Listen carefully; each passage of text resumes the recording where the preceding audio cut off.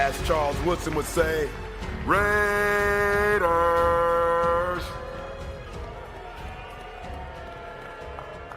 Yeah. Welcome back, Raider Nation, to Raiders Last Call podcast. How is everybody doing this evening? I'm your host, 401 Raider Jeff, along with my co-host.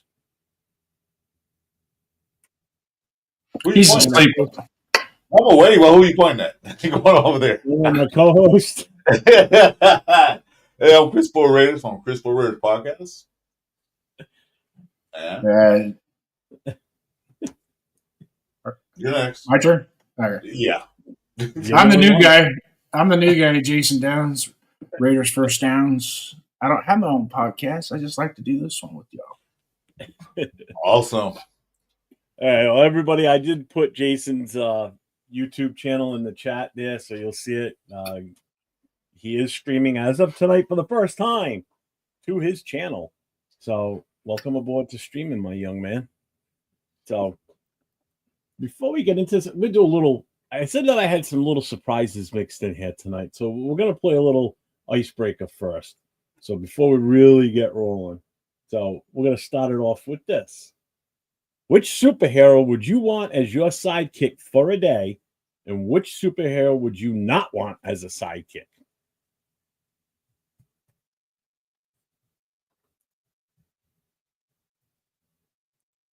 Okay, I'm waiting. I'll go. I'm thinking. The In the chat, superhero. play along too. Anybody in the chat that wants to chime in and pick one, go for it. Yeah. Greatest superhero of all time, Superman. Yeah. Right? And who do you not want as your sidekick?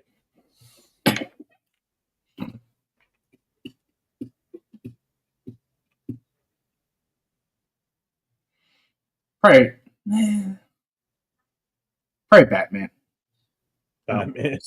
So you want Superman and not Batman. Okay. Chris, you got one? Yeah, I'm a Marvel guy, so I'm saying Black Panther. Who I don't want as my sidekick would be Beast Boy. Who? Beast Boy. Oh, Beast Boy. From the Teen Titans. I would go with Deadpool as my sidekick because I think I'd have a fucking blast with him. And the one I wouldn't want, Aquaman, because what is talks to fish? A fish out of water.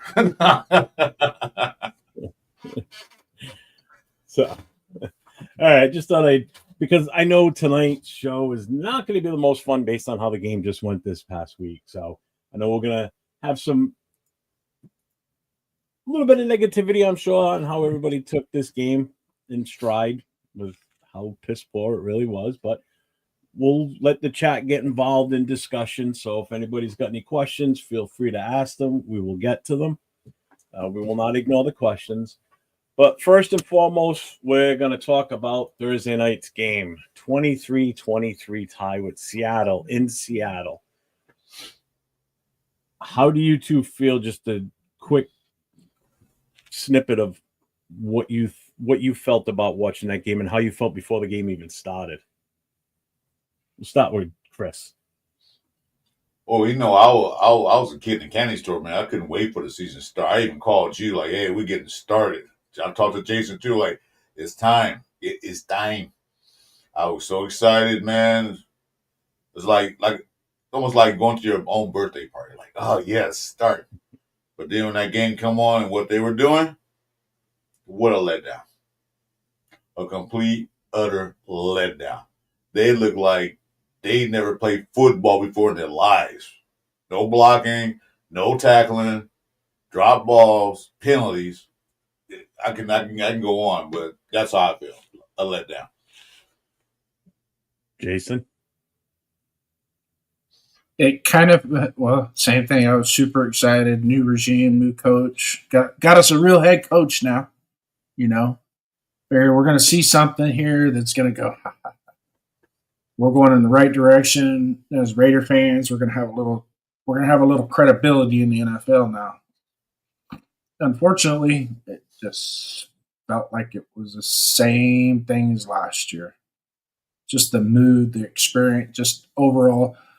like Chris said, that I'd never seen, to quote Vince Lombardi, what are we doing out there? We're just grabbing, and that's all it was. I mean, the quarterback would step up in the pocket, and all you would see is a bunch of arms sticking out. Yeah. Over here and over there. The entire offensive line for the whole game. Yeah. My feeling was just like Chris, because, I mean, he did call me. I talked to him for a while about it because we were super excited. We were going to watch the game together, be on live, and it started off awesome.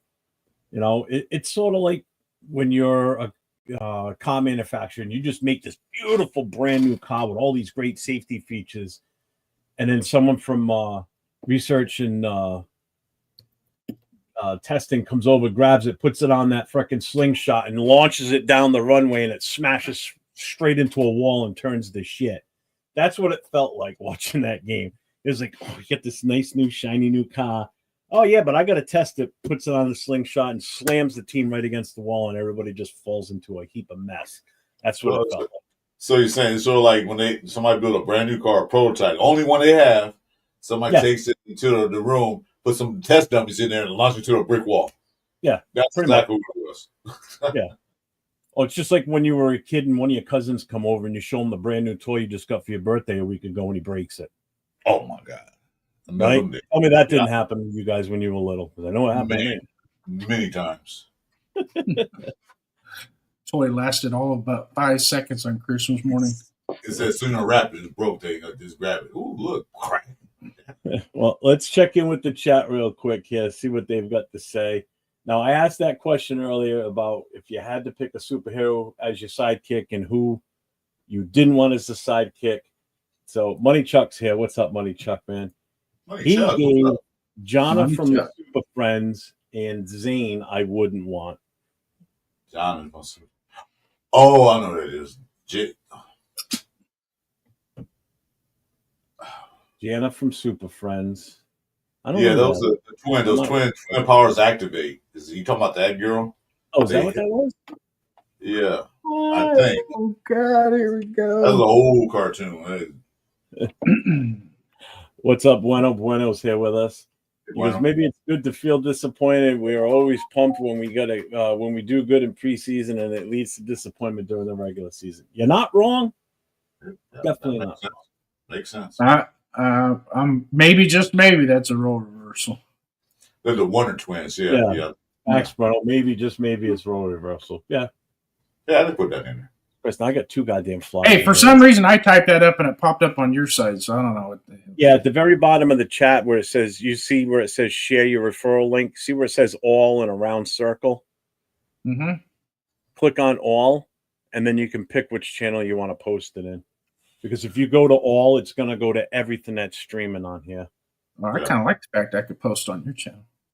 Yeah, that's fine. You can keep it that way. It doesn't matter. You're gonna put words in my mouth.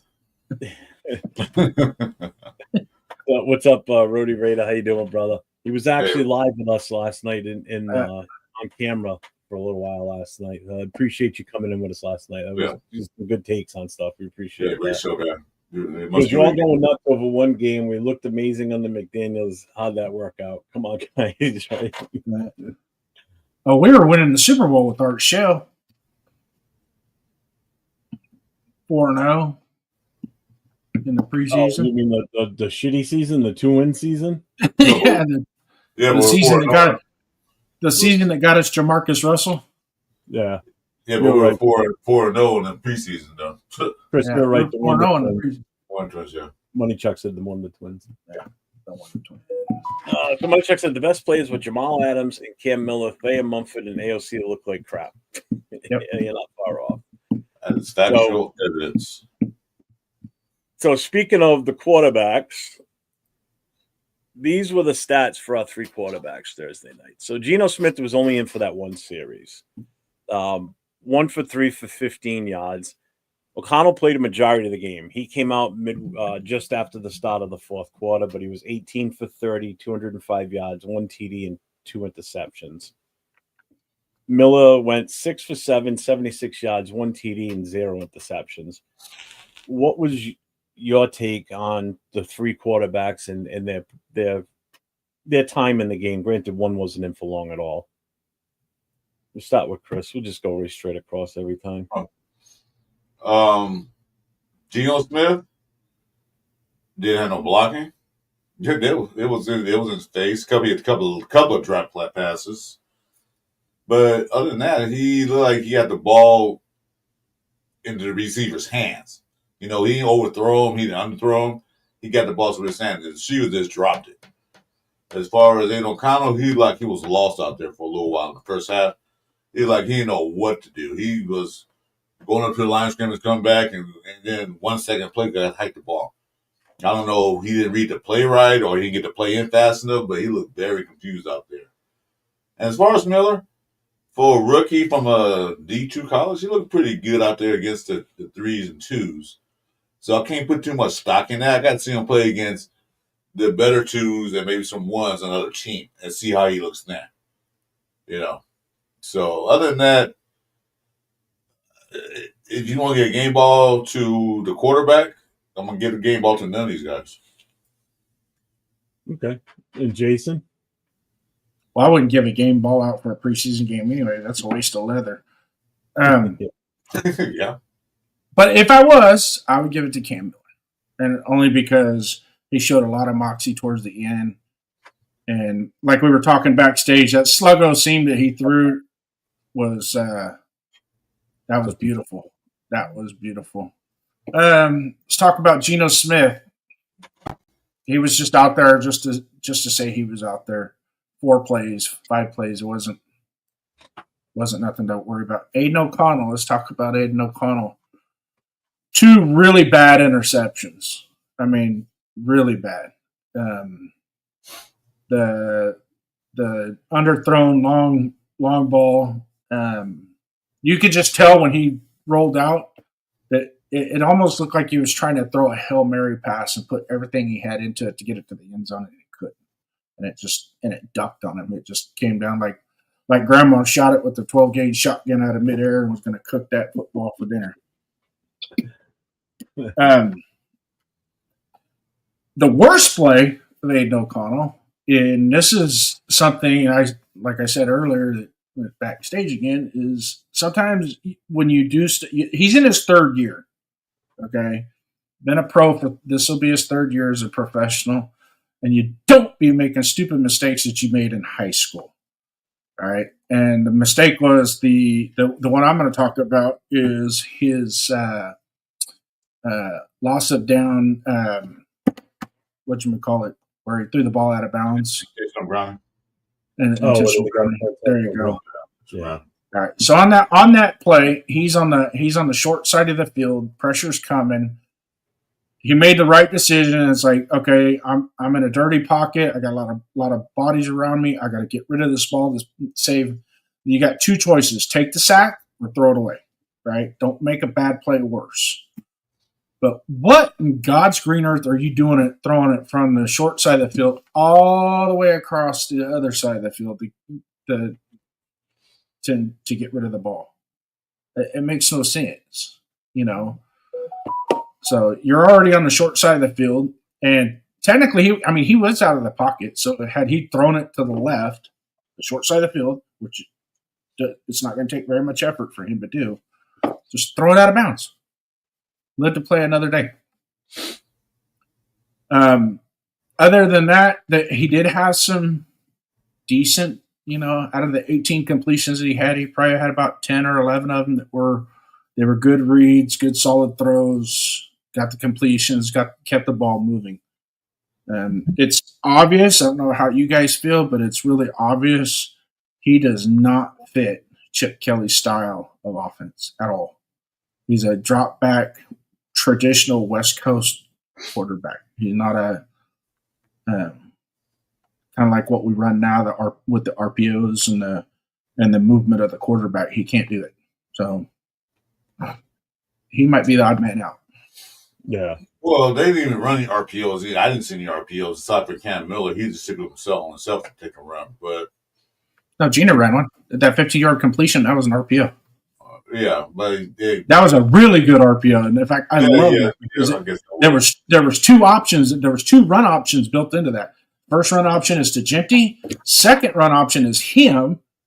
That he brought the defense up to him and then throw it over the top of their head for 15 yards down to Trey Tucker. That was a beautiful play. Yeah, but I don't like you said. I don't see Aiden O'Connell doing anything like that. He's not fast. He has no legs. He just, like you said, drop back quarterback. That's who McDermott wanted. Like somebody like Tom Brady. That's where he came from. Mm-hmm. That's a traditional West Coast style quarterback. Mm-hmm.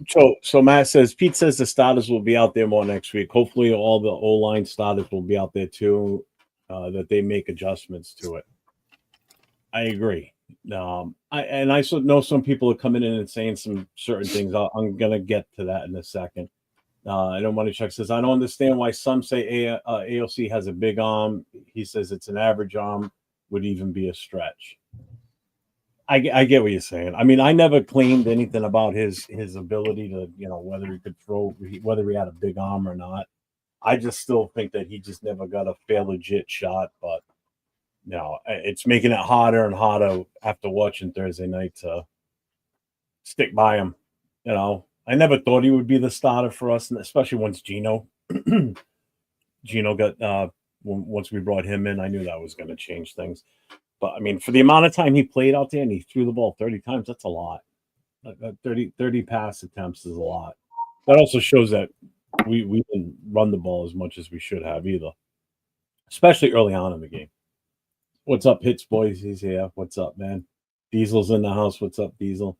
No, we're not panicking. I mean, I kind of made that thumbnail, so it's clickbait. Drag your asses in here. I'm not negative. I'm not panicking. I'm negative on some of the shit that I saw, some basic stuff, but I'm not panicking.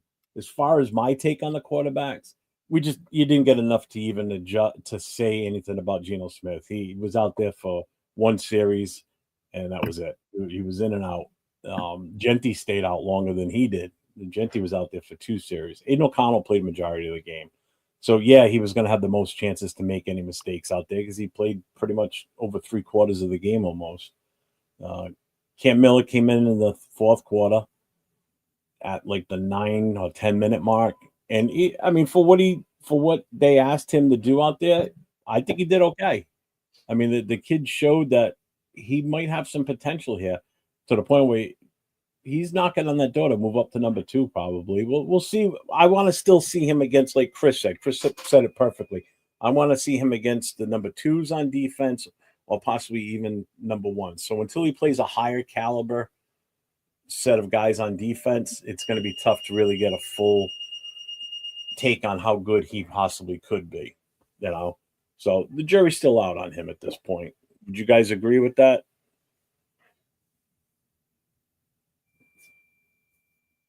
Okay, I'll go. Yeah, I said I made a comment, so I was waiting for you to answer. Say something. Yeah, I'm waiting for Jason to say something. I made a comment, so Jeff's repeating what I said. So, what you think, Jeff, Jason? Yeah, it's I hate to say this, but I kind of feel like he's regressed. Aiden has. But that wasn't a question. That wasn't a question. I'll repeat that fucking question because I don't remember what it was now because you guys took too long to answer. Moving on. And Matt says, no, preseason is there to make adjustments just like they did in the second half, which is true. They did make adjustments because they definitely did come out better in the second half on offense, even on defense, because they didn't score again the rest of the game. We held them in check for that part. We brought it back and tied it up. Should have won it. But again, blocked field goal. So there goes that. So somebody asked me the other night, I was watching Gravy's show and he asked, what's a positive from this game? I said that it didn't go to overtime and the game ended because I didn't want to watch any more of it at that point. I was done. I didn't want to watch it anymore. That was like the one big positive. That was a difficult watch. It was. Still not as bad as that Atlanta Falcons Monday night game, right, Chris? We got to bring that up. My God, that was the worst game I've That's seen. like the only thing I can equate to being bad. That was horrible. That game was horrific. And I think the Carolina game was worse. No, the Atlanta game was even worse. It was It was pretty bad. It was more worser because that was worse. It was way worse. Pigs is in the house. What's up? Because the issue with the deep What's up, ball Marcus? was the timing. He threw it too late.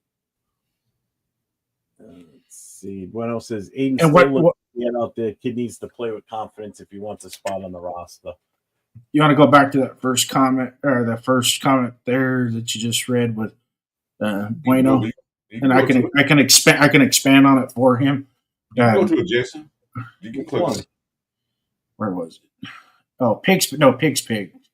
The issue with the deep ball to Thornton was timing. He threw it late. I can expand on that a little bit. You're absolutely right.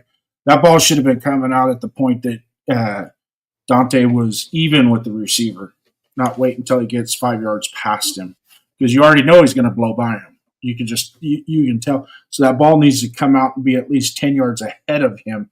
The runner catch it on the run and make his way to the end zone. Yeah. Once he got so far downfield, when he was already out of range of Aiden before the ball was released. So Pig's Pig, some thumbs up on that one, man. You hit the nail on the head on that one. Aiden still looked. I already read that one. Never mind. What's up, Steve Delona? My issue is we've been bad for a while and we still look bad.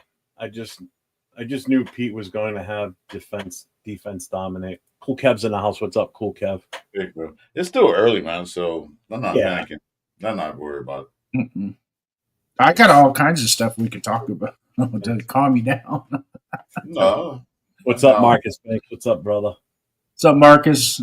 I see you, brother. Thanks. Yeah, Laki Tassi did look pretty. He looked okay out there. He played in the fourth quarter, and I saw some little blurbs of footage from him playing, and he actually pancaked one guy too at one point. He did. He flattened him. He's a massive man. He's going to pancake people just naturally. Yeah, get that footwork going, man. It's gonna be hard to get around. Booker did look pretty damn good out there too. I think he's exactly what Pete Carroll was hoping he was going to be. There were people in our chat the other night. Chris can attest to this. When we were watching the game, there were Eagle fans that came in and they said, you guys got a good guy with him. He was just stuck in a bad spot on the depth shot, in Philly. So yeah, he showed it. He showed it Thursday night. That the kid can play. Yeah, coming a week before preseason. Yeah, it's not. Did the guy in the middle just say worse? Yes, he did. Yeah. Welcome. Yeah, that's how I said more worser. That's how bad it was. Even the English is bad. That's how bad that game was. It's not a word. I made it up, Mary Jane. But what's up? I still stand by it. It was so bad I had to make a name up for it. Yeah. Gravy's here. What's up, Gravy? Gravy says that's proof that he holds the ball too long still. Exactly. Yeah, Gravy, you're right. How many Raider podcasts are out there? There's actually more than you think there would be. There's quite a few. I'm on 5 different ones, 6 during the week. I'm on 6 days out of the week. Chris is on a whole bunch also. Chris and I do 3 together alone. We do a Friday night show, a Saturday night show, and then we do a Monday morning show. Come on, I got 5. Sunday morning and Monday morning. And then there's a bunch of other content creators that do shows. Some of them are in the chat right now. One of them being Gravy. Yeah. Gravy's, if anybody's ever watched Gravy's, go watch that. I like his show. Yeah, definitely. Was it no wonder AFC couldn't beat out Booger? Man, that's probably it. Oh, he said Gravy is one. I've seen him. Really good show. Yeah, he's got a really good show. Yeah, Gravy got a great show. Good insight from him too, for sure. Yeah. He tries to keep his co-hosts in line, but it's tough, man. I feel for him. We the people's here. What's up, we the people? Yeah, we the people. All right, so we're done with the quarterbacks then. So let's move on to our number 6 overall pick in the draft, Genty. 3 carries, -1. He had 1 run for 4 yards, and then after that he kept getting stuck. I'm just going to say this real quick, and I'll let you guys answer this one. I'll take this one first. I don't blame him. I don't blame him for any of this. as far as the results that we got from him stat wise. He as soon as Gino gave him the ball, the defenders were already in the backfield. They were already there. You know, he had no room to move. He had that 1 4-yard run, and that was about it. So I'm not putting the blame on him. I know some people were screaming over this about how he's. Some people have already said he's a bust. I'm like, are you shit? It's one preseason game with an offensive line that couldn't block anybody. Some people were expecting him to rush for like 50 yards last night. It's like it's not going to happen. If it did, that'd be awesome. Great, terrific. Then he is what he is. But I don't think there's a single NFL player in the history of this sport other than one other player that could have gotten positive yards last night, and that would have been Barry Sanders. Other than that, even I think he would have had a hard time with absolutely nobody blocking. So, Chris, what's your take on Jen? I feel the same way. I still like how you guys calling a bust. They only had 3 carries. How's that a bust? The defense on the backfield more than he was. The quarterback was. They was shooting the ball aside as soon as you hand it off. They were in the backfield. Then one guy came in there untouched. Someone missed a blocking assignment. It was horrible. Nobody can run through that. If you have a drag, so you couldn't get through there. So give him some more carries. Let's see if he next 3 games, if he only rushed for a total of 30 yards or 75 yards in these 3 games combined, then maybe we can start talking about, man, really not that good. But I don't see that. Not 3 pieces again. I'm talking about the regular season. I know what you mean. Yeah, but a bust, he didn't do anything. He didn't get a chance to do anything. So lay off on him. Let him play him for the regular season, see what he does. Yeah, We the People, I remember that play too. You're absolutely right. The one time that he fired off out of there, he hit that spin, and I was like, oh, look at that. You know? Yeah, he hit the beat button on that one. Pretty good. Hey, Jason. Oh, it's my turn now? Yeah. Yeah, raise your hand. All right. Well, I'm going to go back to. Let's go back to the first drive and the 4 plays with the majority of the starters, offensive line, whatever combination offensive line that they want to throw out there. That once again, none of us agree with. I think 99.9% of Raider Nation, including some people in the building, don't understand why the Meredith JPJ thing's going on. But you know what? We're going to get off of that for a second. But there were some things that I really did like in that first drive. Number one, the concepts. Just the basic concepts, you kind of feel like, okay, this is going to be a real offense now.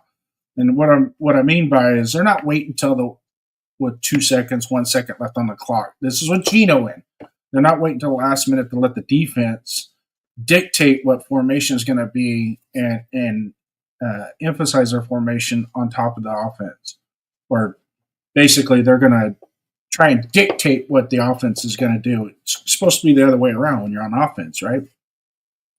So a lot of times, especially with Chip Kelly, is he wants his offense to get up there, get set, get ready, and there's already a play built into the play of where they're going to be. Let's snap the ball. Let's not let them adjust on the fly.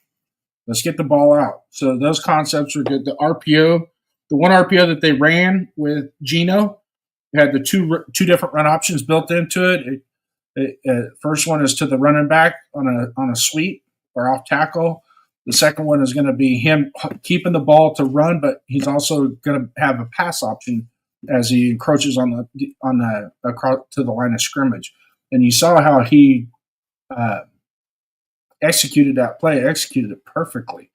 That he went as he got closer to the line, the defense kind of put their eyes on him, and he was able to dart the ball into Trey Tucker for 15 yards. Let's go to the second drive. Second drive with Genty. Genty's first carry was a 4-yard gain, which was a tough run, but it was 4 yards. I mean, you get 4 yards on your first carry when you're like that. If you get 4 yards on the first carry of every drive, we're going downfield. We're going to score, you know. So I like that. The second drive, it was a shit show. Of course, here comes Aiden O'Connell. Left tackle, we had Munford. Left guard, we had Rogers. Center, we had Meredith, Jackson Powers Johnson at right guard, and Glaze at right tackle. The ball was supposed to be a handoff to the 3 gap with an option to the 5 hole. You can tell that linebacker read his key properly. As soon as that guard stepped down to combo block with the center, he read that, he shot the hole. So it's an option run blitz. And before you know it, he was in the backfield to meet Genty. And it just fucked up that whole play from the beginning. Yeah. So, which resulted in -3 yards. But I did like, they did rebound. They got a good pass to Jack Bash for about a 5-yard out, caught the ball. It was a tough catch, but he still caught the ball. Then he turned around and screwed up and got an illegal formation penalty, which pushed us back to the 3rd and long. But they recovered from the 3rd and long and was able to hit Dante Thornton for an 18-yard gain. So there's some positives there. Let's be gentle about it. Let's not everybody jump off the same bridge at the same time. It's the first preseason game. There's going to be mistakes. You watch anybody else in the NFL, even these guys that were Super Bowl contenders last year, you watch them, they're making mistakes. Even with some of their first stringers, they're making mistakes. That's fine. This is the first week of live bullets. As we go on, once we get past the second preseason game, going into the 3rd preseason game, I expect those to be corrected and fixed. Some of the things that I heard from the Raiders broadcast, listening to Rich Gannon, and he shouts it out that there's another person that's shouting it out the same. He says that we're running too many different combinations. Like last year, we're running too many different combinations of the offensive line. That needs to stop. We need to build it to where we have consistency going across the board. The growth of the offensive line requires consistency. That means reps over and over with the same 5 guys. Guy goes down, you're only replacing one to come in to replace him. Obviously, last year, we had that one game where we had 3 offensive linemen go down and within 5 plays of each other, and it kind of threw that game out of whack. But to intentionally do it to ourselves, shoot ourselves in the foot by doing this, it needs to stop. They need to pull the reins back on that, put it back the way it was with JPJ at center, Meredith at guard. Because if you look, Meredith at right guard last year graded out better. The offensive line. That's one of the things we're going to talk about. That's coming up for sure. Am I still in your? I already got the con. Yeah, just rambling. Go ahead. Yeah. So that's my monologue for the day. Oh, there's more. There's going to be more. There's going to be more. Hits boy, appreciate that, man. He says thanks for all the rated content creators because ESPN and NFL Network sucks. And I just want to address this real quick. Mary Janes, you said you should make a list and post that for, I think, the fan base on another level, kind of dangerous areas teams. I know what you're asking, and I did just post something in the chat. It's a link called Raider Vision with a Z.com. It's put together by Lunatic from Raiders Allegiance. If you go to that link that I just posted, it will list a whole bunch of content creators all on one page with their direct links to if they have a website or if they got a YouTube channel. It'll take you to all the different links. So that is available. So I just wanted to address that before we got too far and I forgot about it. So there's something Rock said. Rock says, I say bust till the silver surfer, sucks-ass surfer can do Bijan type shit. Oh, that was a tough read. Let's see. Don't say that sentence too fast. You'll get a headache. Right? Money Chuck. Jason, what is an RPO? What is an RPO, Money Chuck? Run pass option? I don't know if he's saying that as a joke or. I don't know. I don't know. That's hard to tell. I don't know. This is a joke. Matt says Genty's working out, catching the ball out of the backfield during the regular season. He will be getting the ball in open space, and he will do his work. I'm not worried about him. That's what I said. His stat line from Thursday night does not concern me, not one bit.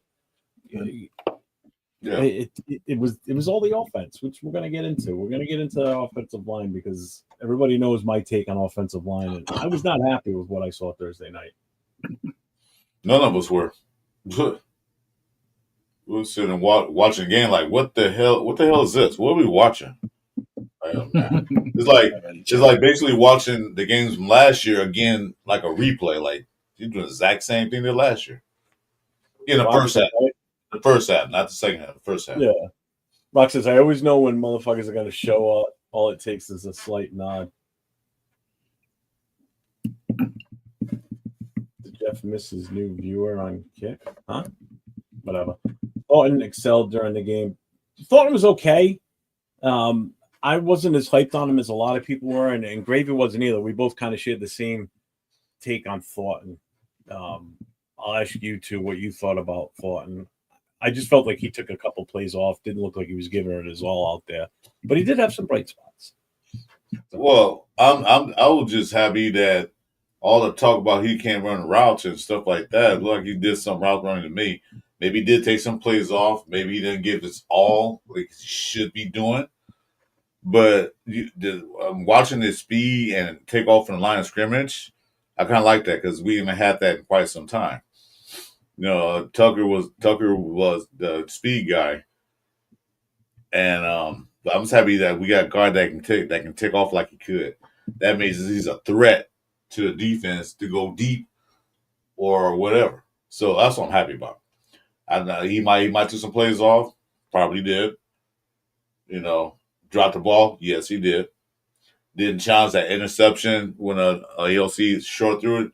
When your receiver and the defense is ready to pick the ball up, you turn to a defensive player. You knock the ball out of his hand, you tackle him, get him down. You shouldn't have to chase him. Then he's so fast, you couldn't even catch up to him. Like, dude, you're supposed to be the fastest guy on the team.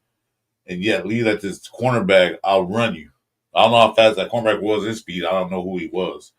But, dude, come on. When the ball's in the air, and you can't catch it, then you turn to a defensive play. That's what wide receiver is supposed to do. Yeah, knock that shit out of the air, man. Yeah, he didn't do that. Actually, I looked at it again. He fell backwards. I was like, "What the hell are you falling backwards for?" But overall, I just like that he got out the line of scrimmage, and he's able to beat anybody downfield. He's still gonna have to work on his route running technique, though, is where to set his hips, where to set his feet on his breaks. Because if he's gonna do like he did in college, just solely rely on his speed to get open, it's not gonna happen like that all the time in the NFL.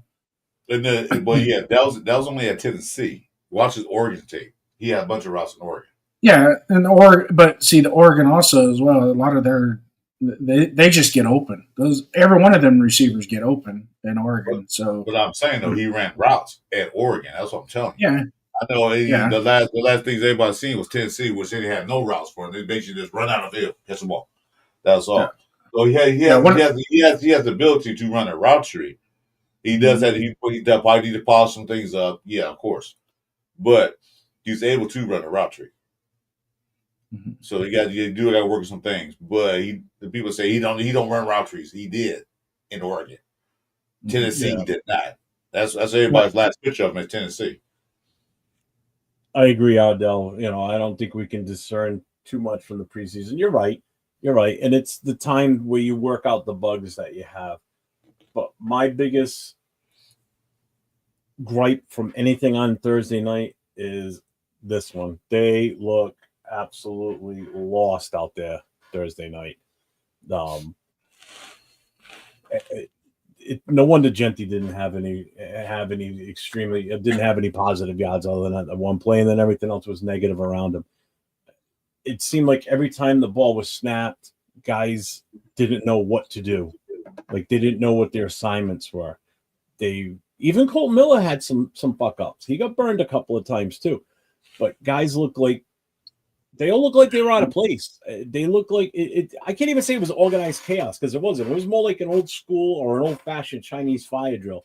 You don't tell anybody or give them a guide as to where they go when the alarm goes off, and everybody just fucking scatters and they run all over it. It's like turning the lights on in the middle of the night and the cockroaches just run everywhere and do whatever they can.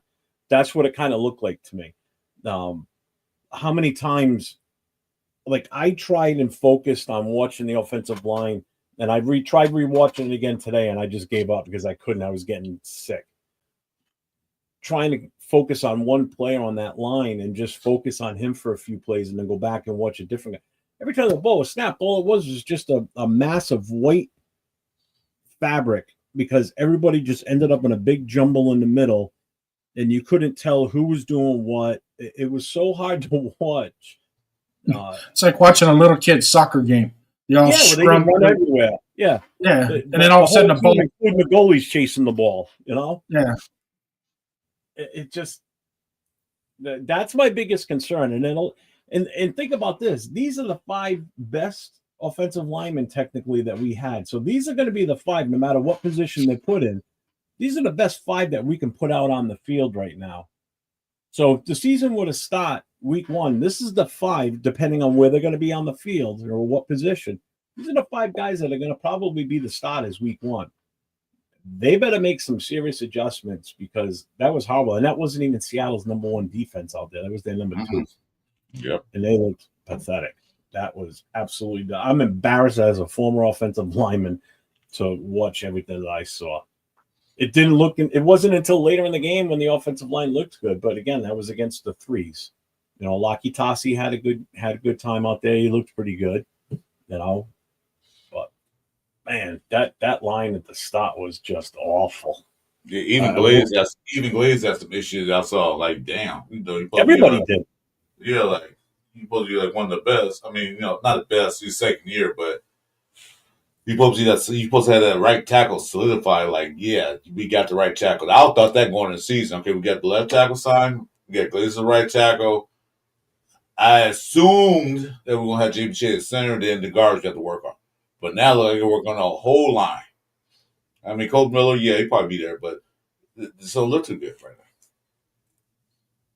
Maybe they were testing some things out. They tested things out, which you can't do that. You got to hurry and get that, like Jason said, you better get that done by next weekend, by this coming Saturday with the 49ers. You better have that all figured out because you only got one preseason after that. Usually that last preseason game is for the guys on the level. We don't have time to practice all this other stuff. So they got to get that straightened out immediately. Yeah, this week is going to be the most important week of our off season. Going into the joint practice into that preseason game with the 49ers. Now, mind you, the 49ers when we play the 49ers, they will run 15 scripted plays. They will have a game plan. Shanahan does that in this preseason games. He actually puts a game plan together and studies film and puts together all these different things for his play chart while they're preparing for a preseason game. Fucking fly, man. Yeah. That's what happens when you take the dogs out and they take forever to walk out the door. Fucking flies get in. It's ridiculous. Yeah, I feel your pain, Jeff. I had the same problem. You want to come outside? Go, hurry up. So I close the door. I got 2 of them flying around me that I just cannot get a hold of. It's just so they come so close and I like almost have them too. Oh, fucker. Let's see. Deep burns.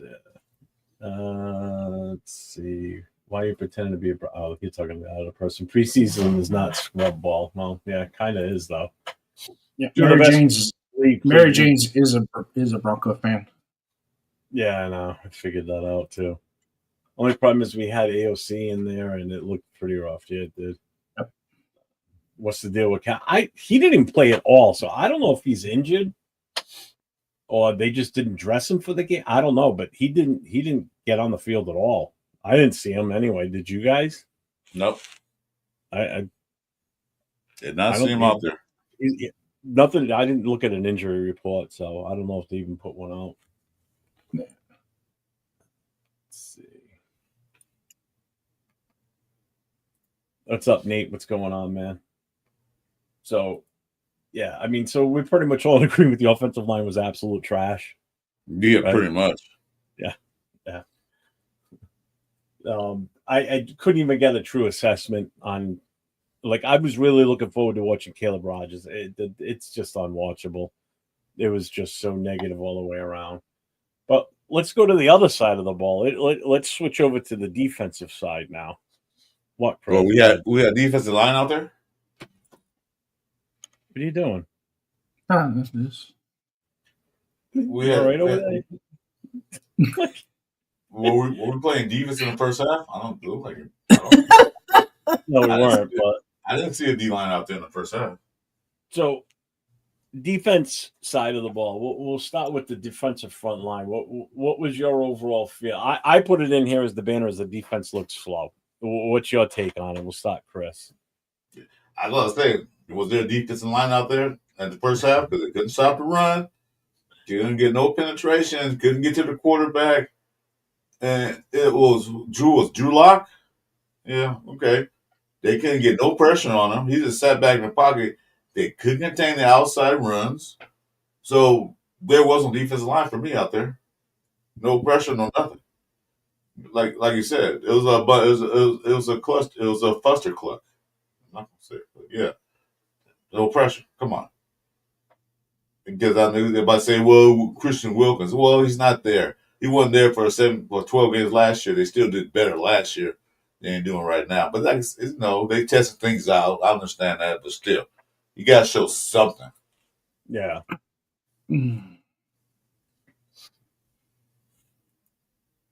The defensive line was just as bad as the offensive line.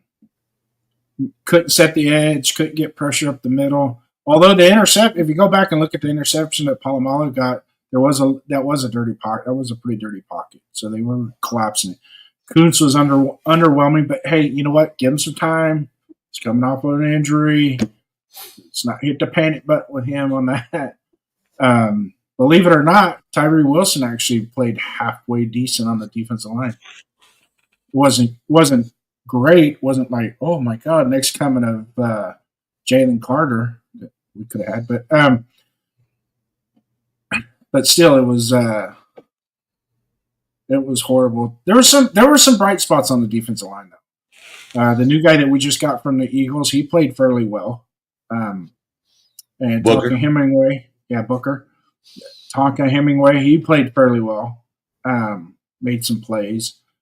But we gave up 170 yards rushing, guys. And I don't care if it's preseason, no season, flag football, whatever. You give up 170 yards, that's not good.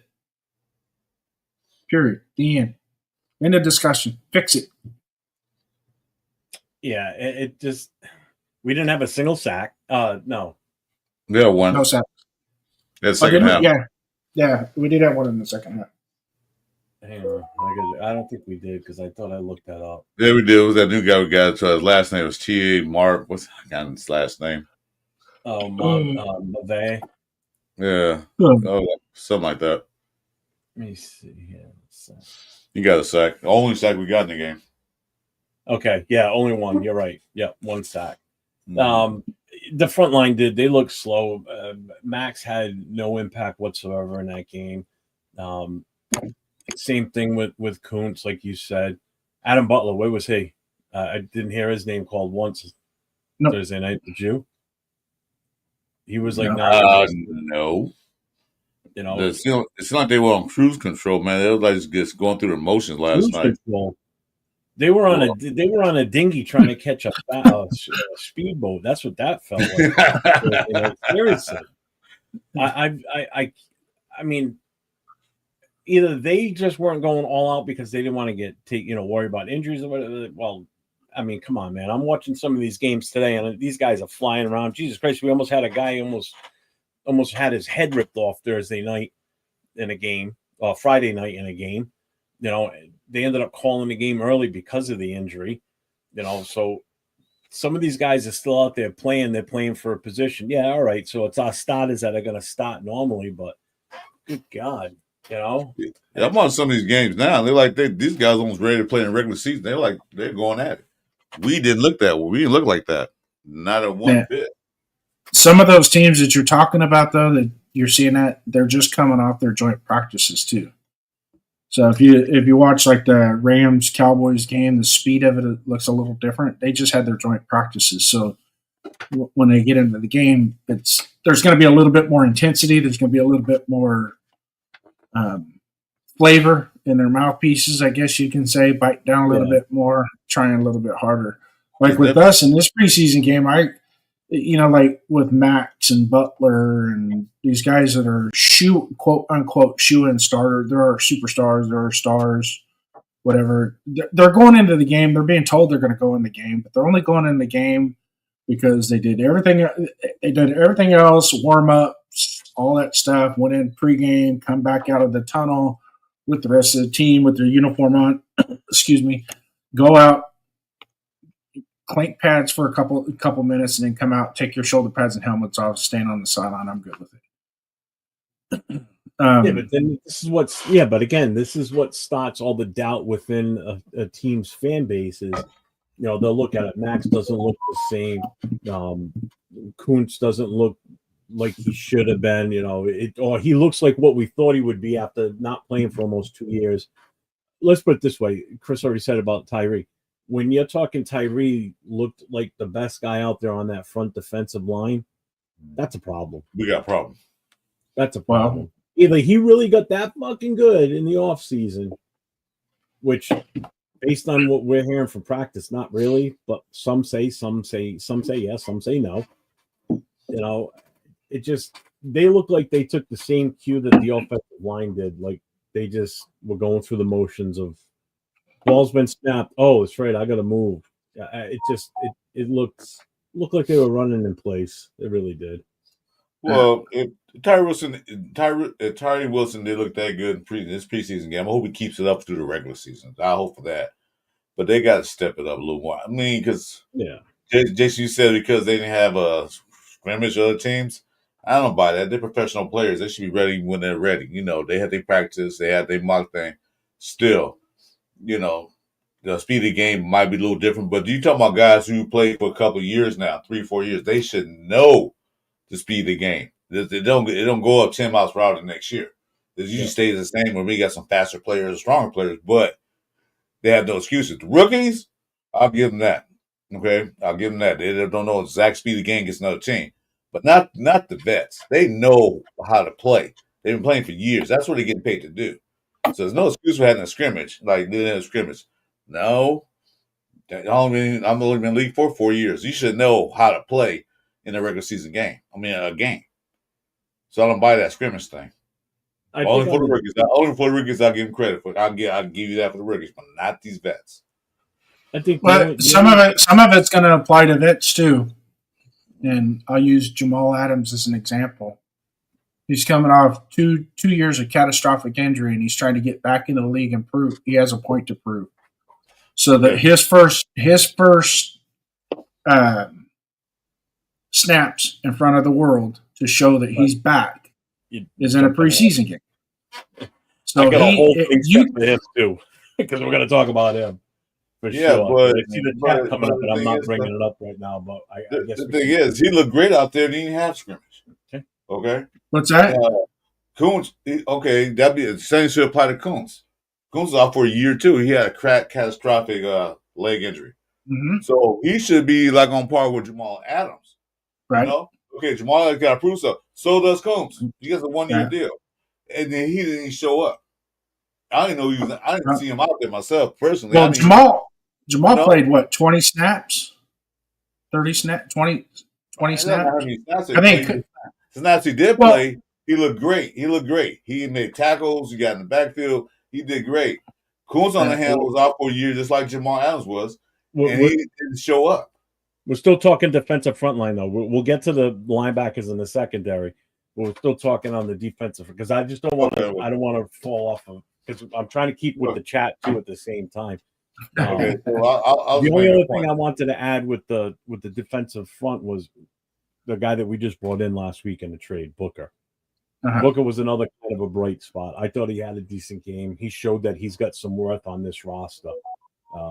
It could actually probably fight for a starting spot. What do you guys think about Booker with what you saw from him? Chris? Yeah, Chris. Sorry. Well, I thought he played well. Not bad for coming in a week earlier. He did his thing. He looked good. He probably potentially could be one of those starters. would definitely be the first rotational piece. That's for damn sure. Because he did look good. He did clog the middle up. When he came in, he did clog the middle up. He's one of the only defensive line there besides I can think anybody that didn't look confused out there. Especially for a man coming out 1 week, he looked like he knew what he was doing. So I can see him starting or getting the first rotation piece in. What do you think, Jason? I'll say the same thing with Booker. He came in. He looked like he and I think he knows he's got a chance to make the starting rotation with us. He didn't have a shot in the world in Philadelphia. There's too much talent in front of him. He's buried on that roster. Yeah. Well, he was still a second, but he was a rotational piece there. But here, I think he knows that. Hey, if I know what I can do, I can be a starter on this team. Where him and Butler could be our starting defensive tackles. And is he going to replace Christian Wilkins? I don't think he's as good as Christian Wilkins, but he's pretty good. Watching his Texas tape, man, he was pretty good at Texas.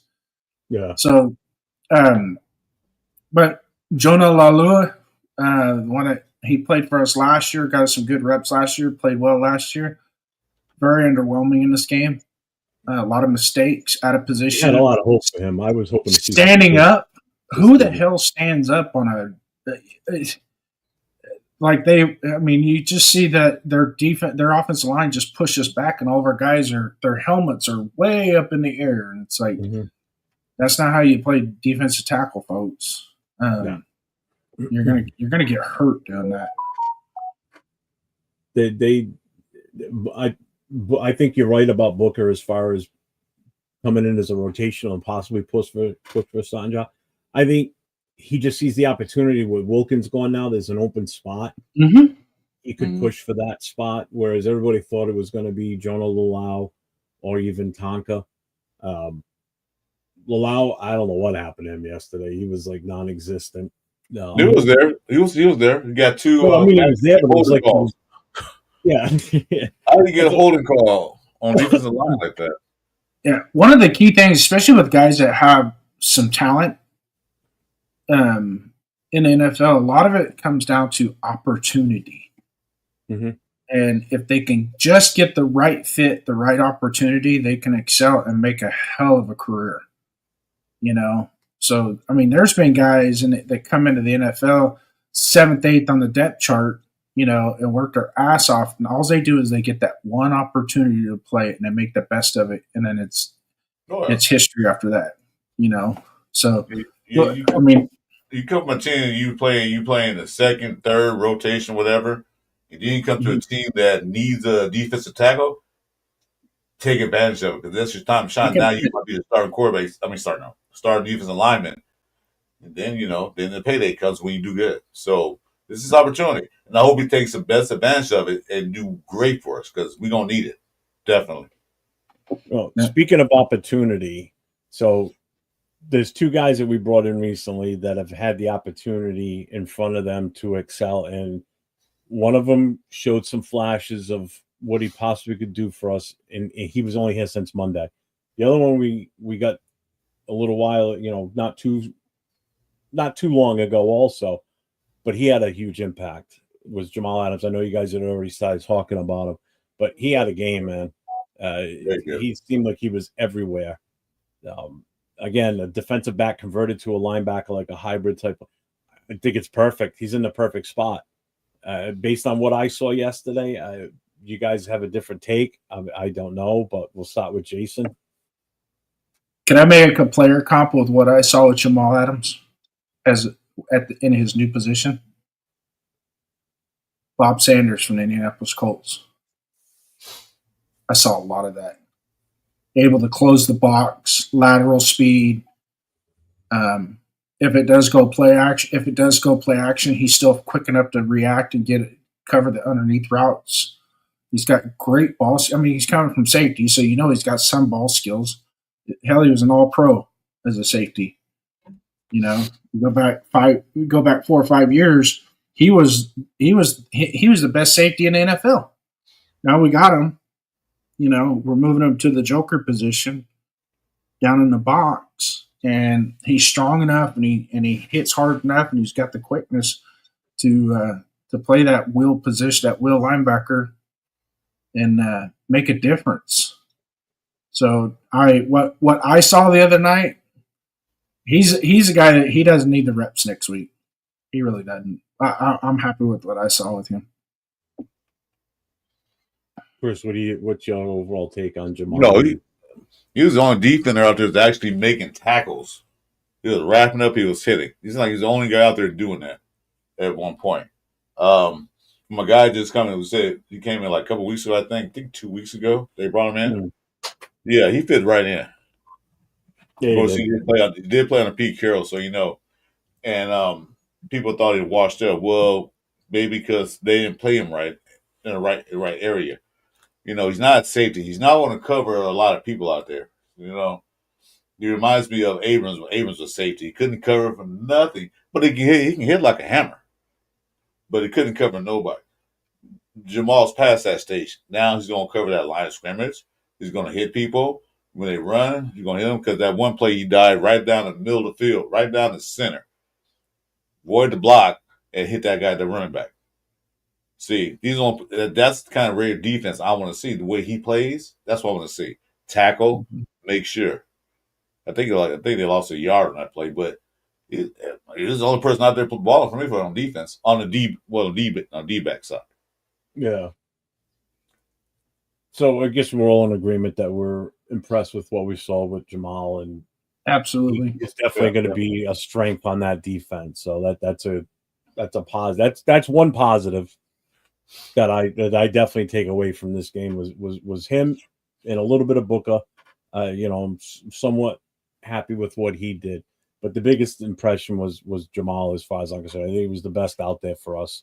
I'm going to put something up. I want to get your take on this, see if you guys agree with this or not.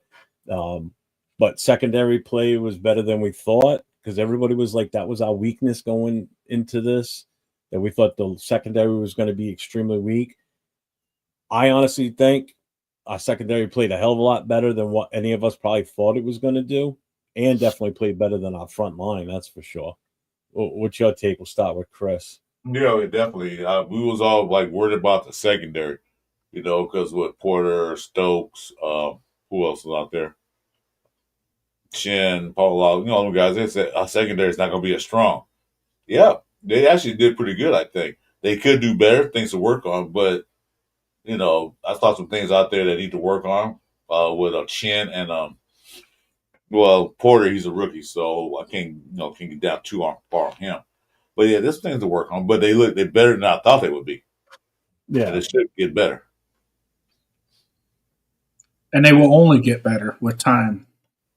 Yeah, you hit the nail on the head with Porter. He's a rookie. He had some run fit issues in that game. Yeah, gave up outside contain on that one touchdown. I don't like it when we depend on our secondary to set the edge. That should be the outside linebacker and defensive end doing that. But there was that usually in your room. Jesus Christ, thing is huge. Oh, what is that, Jeff? What? The fly that went across your camera.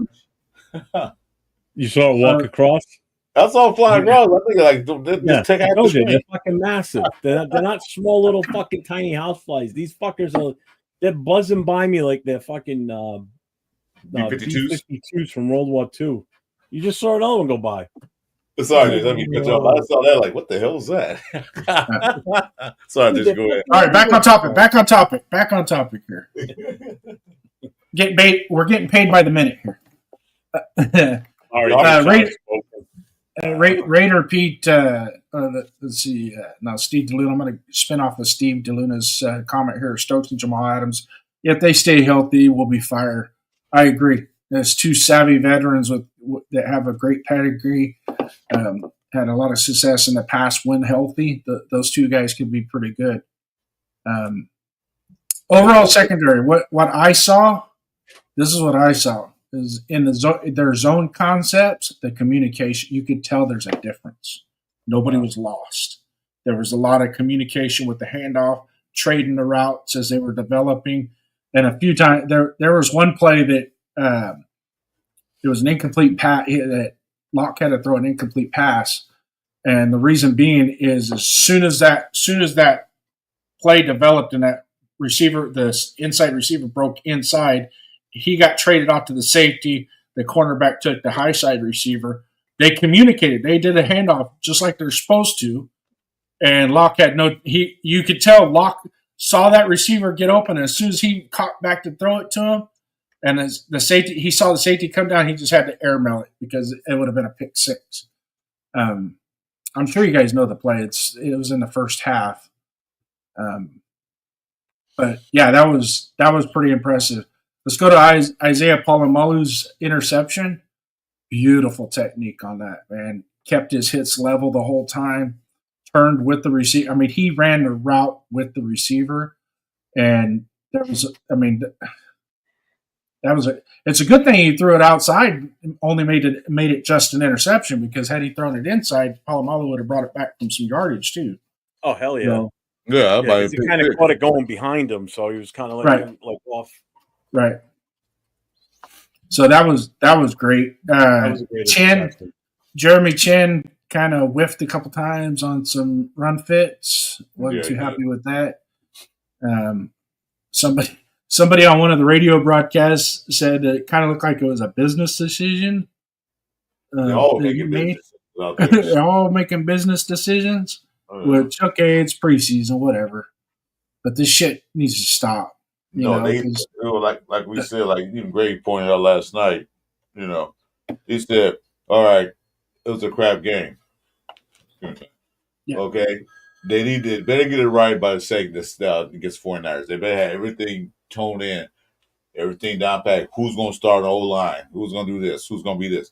They have to get it. They have to get it done by next week. They can't wait another weekend, but they had to fix a lot of things this week. So PQ got to go back in the laboratory. Everybody go back in the laboratory. They got to see what they can watch all these tapes and see who messed up. I mean, who's not messed up, but who's not, what's going on. Because we can't start another season like we did last season. No, I can't deal with it. No. But once again, we'll go back to Josh McDaniels' first game with the Broncos. When we played the Broncos, we won 17-16, but that was the worst game I think I'd ever seen up to that point. The next 2 years didn't disappoint much further from that game. No. But we had a rock solid preseason that year. And everybody was stoked because you just saw, we cut down the penalties. It looked like the team was being coached well. And then all of a sudden, that first game, it was like pissed down their leg. And nothing changed. McDuffie, I knew it was going to be a horrible season. I don't like that. Nothing changed. Yeah. But the good thing is we take a bad preseason game that we just had. Guess what? We can only get better. Right? Because you can't get much worse than what we saw Thursday night. And really, in all honesty, I've done the same thing. I've rewatched it 3 or 4 different times. It's not as bad, but it's still bad. It doesn't meet our expectations. Okay, we expected better. We expected better. We got new head coach. We got offensive coordinator. We got some players. We're going in the right direction. Our expectation was so high. Like, I was stoked. So was Jeff. Man, we were just happy. We expected to see certain things, and we didn't see those things we wanted to see. I mean, but there's millions. There's millions of people on the. There's millions of us in the Raider Nation. There's a lot of us in our generation that have, and there's another generation that hasn't seen a winning Raiders franchise, doesn't understand what it's like to root for a winning team. We've been there. But those last 20 years and what we saw on Thursday, just re-emphasizes what we've been going through for the last 20 years. It's like, come on. Let's fix this. I thought we fixed this shit. We got a great head coach, winning pedigree, just a great front office. We feel confident in the draft that we had with the guys that we drafted to come play on our team. We haven't overextended ourselves trying to do stupid shit with the roster. We've been smart and diligent with the roster and building it piece by piece by piece and bringing them together and, being cohesive and going out there competing. That's what we're looking for, right? Competing. Yeah. There was no competing out there, at least the first half. Now, when the guys got in the fourth quarter, those guys were competing. They wanted to win. They were down by 10 points. They said, bullshit, we're going to try and win this game. Yeah, but because those guys are trying to make a roster spot as well as either I think that's on the proof. starter, but maybe a starter, maybe second string or a rotation. So of course they're gonna play harder than the starters did.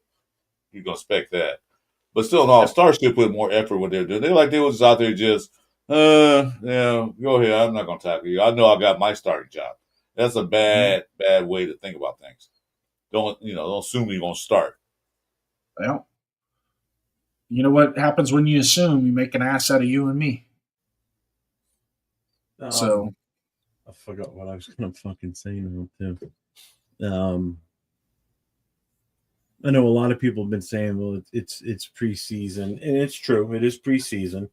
And I know the other thing that had come out was, Pete Carroll said it was going to be, vanilla. I get that too, because I'll tell you right now, Widnow is near ready based on what I saw Thursday night to start doing any type of trick plays and shit. We can't even run a regular play.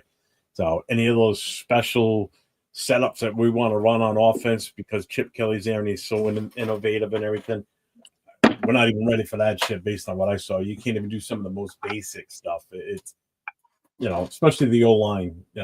Somebody said it earlier in the chat. I think it might have been Matt. He's got to have a talk with his son as the offensive line coach. It's like, hey, kid, get that fucking line together because they looked atrocious. Yeah, I know guys are playing in the positions they weren't before. I know we moved JPJ and everybody's all butthurt over that. I get it. We're trying an experiment. It ain't working. It showed with the number ones out there. It wasn't working. So scratch that experiment. Let's move on. Let's get people where they should be and what spots, and let's move on. This week's going to be interesting because it is the 49ers, and everybody knows the rivalry between us and the 49ers. But that's more of a city versus city thing. That's a fan. I don't look at it as a rivalry. rival because I don't live there. Just like you guys don't look at the Patriots Raiders as a rivalry. I do because I live amongst Pats fans and I hate them and I hate the fucking Patriots. It's a fan rivalry. It's not the team. It's not a team rivalry. It's a fan rivalry. Yeah, it's a battle. It would be a battle of debate. So that's what it is. Your team, my team's better than your team type thing. My team's better than yours. So in Ardell, I agree with hate relationship for the 49ers. It's like they had a love-hate relationship for the Oakland Raiders. So that's just that. I said that last night, Ardell. That's exactly what my plan was. Everybody knows when we were doing mock drafts and before the draft, I always said that I was willing to trade out of number 6 further back in the first round, get an extra second round, take an offensive lineman first, then come back in the second round with your 2 picks, take a running back, wide receiver, and let's move on. You look at, and here's the other thing, we're worried about how we look right now and everything. If we can't get the O-line solved, that week 1 game, after watching the Patriots play last night and seeing what they did last night, that team doesn't look like they've lost a step from they're what they used to us when the dummies was there. They're going to kill us. That's what they're going to do. They play like that, holy shit. Because I haven't seen them play like that since Belichick was the coach and McDumdum was there as the offensive coordinator because they looked good.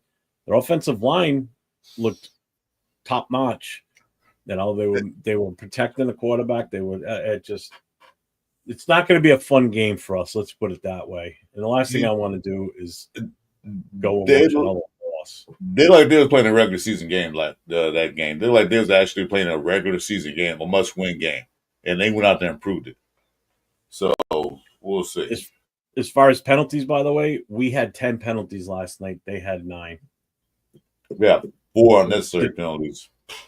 Yeah, the team stats on this, we had 10 penalties for 80 yards. They had 9 for 78. So that's not good either. And there were 5 penalties that shouldn't have. That 5 penalties unnecessary. The 3 against the receivers, 2 on one on the Thornton, and the other guy, Best. I think it was 2. and then 2 on Lalu for holding an offensive lineman. You know what? That's uncalled for. That need to be cleaned up right now. So let's see, where did we leave off? The secondary. What do you guys think about the other running backs other than Genti? What was your take on Collier and Lobby and Go ahead, Jason. Jason. Let the raise your hand, man. I'm just kidding with you. Hey, Mozart is who he is. What he had 2 carries. One was pretty legit. So 1 carry for 11 yards. Yeah. Well, yeah, 2, but he got called back. Yeah. That one got called back on a penalty. But yeah, the one for 11 yards. It's like, all right, we're good. Go sit down. Take your helmet off. Shoulder pads off. You're done. I think Lobby competed. He was one of the few that was actually trying in the game. Nice reception out of the backfield for a touchdown. That was nice to see. Well, before you go any further, let me just give you the stats on these guys so you can really put it in a better perspective. Okay. So Collier had 9 carries for 42 yards. Longest run was 16 yards. Lobby was 5 for 34. Longest was a 24-yard run. And that was it. Mozart was the only other one that McCormick had 3 carries for 11 yards, and Mozart had 1 for 11. None of them scored touchdowns. Lobby caught a touchdown out of the backfield. Huh? He caught a touchdown out of the backfield. No, he none didn't of them had run rushing touchdowns. Rushing. Rushing. Rushing touchdown, not catch. Rushing. I thought, okay. Yeah, but see, I'm gonna say this: Lobby looked okay out there. You know, he should step it up because it's his second year. He didn't get a chance last year, so he had to step it up. It's good for him. I was impressed by Chris Collier. That's what I was impressed by. He had some good runs. And he had some power runs. You know, they couldn't tackle him a couple of times. I say, oh, that's what we need, somebody like that. I know Genti can bounce off tackles, but Collier they was trying to wrap him. He still was pumping his legs, still moving. So McCormick, yeah, maybe. But I like that Chris Collier guy. I think they should keep him. And think about it, we brought him at the tail end of last year because we were so hurting for running backs with injuries. So he didn't even come to us until I think like 3 weeks before the season ended. Yeah. Mm-hmm. Yeah, I'll definitely get the ball next week coming up. And so Jeff, speaking of running backs, what was our average yards per carry? 4.0. Oh, wow! What was our average yards per carry last year, Chris? At the end of the season, it was 2.8. The worst. What's a better number, Chris? 2.8 or 4.0? Well, I tell you what, if you run the ball 3 times at 2.8, you got to punt the ball to 4th down. If you run the ball 3 times at 4.0, you have a first down plus 2. So I'll take the 4.0. Okay. I as far as running backs go, I liked the way Collier looked. He had some strong runs, definitely. Lobby had some strong runs. Plus, he did have that 24-yard blast. Mosert's secure. He ain't going anywhere. No. I think as long as Turf's not in the chat, I think McCormick's odd man out here. If we had to come up with cutting somebody right now, I think it's going to come between McCormick and Zamir. I think one of those two is not going to be long for this team. Oh, no. They can't get Zamir. He's our kickoff return specialist. Nah. You didn't see the kickoff return he had? Come on. That was first. That might be his saving grace is the kickoff. That would be the only reason because he still looks the same. Granted, I know the offensive line wasn't blocking worth the shit, so he's used to just running into offensive linemen when he gets the ball. So that was right up his alley Thursday night. Well, they blocked for Collier. He got them yards. Well, he powered through them yards. I also think some of those were Collier. Well, plus it was later in the game, so you had different offensive linemen out there. True. So it was a little bit different. Yeah, that's true. So let me see here. Charm City's in the chat. What's up, Charm City? What's going on, brother? Been a while since seen Charm City. Pig's pig. SoCal's here. What's up, SoCal? Navman's in the house. What's up, Nav? Come on, Navman.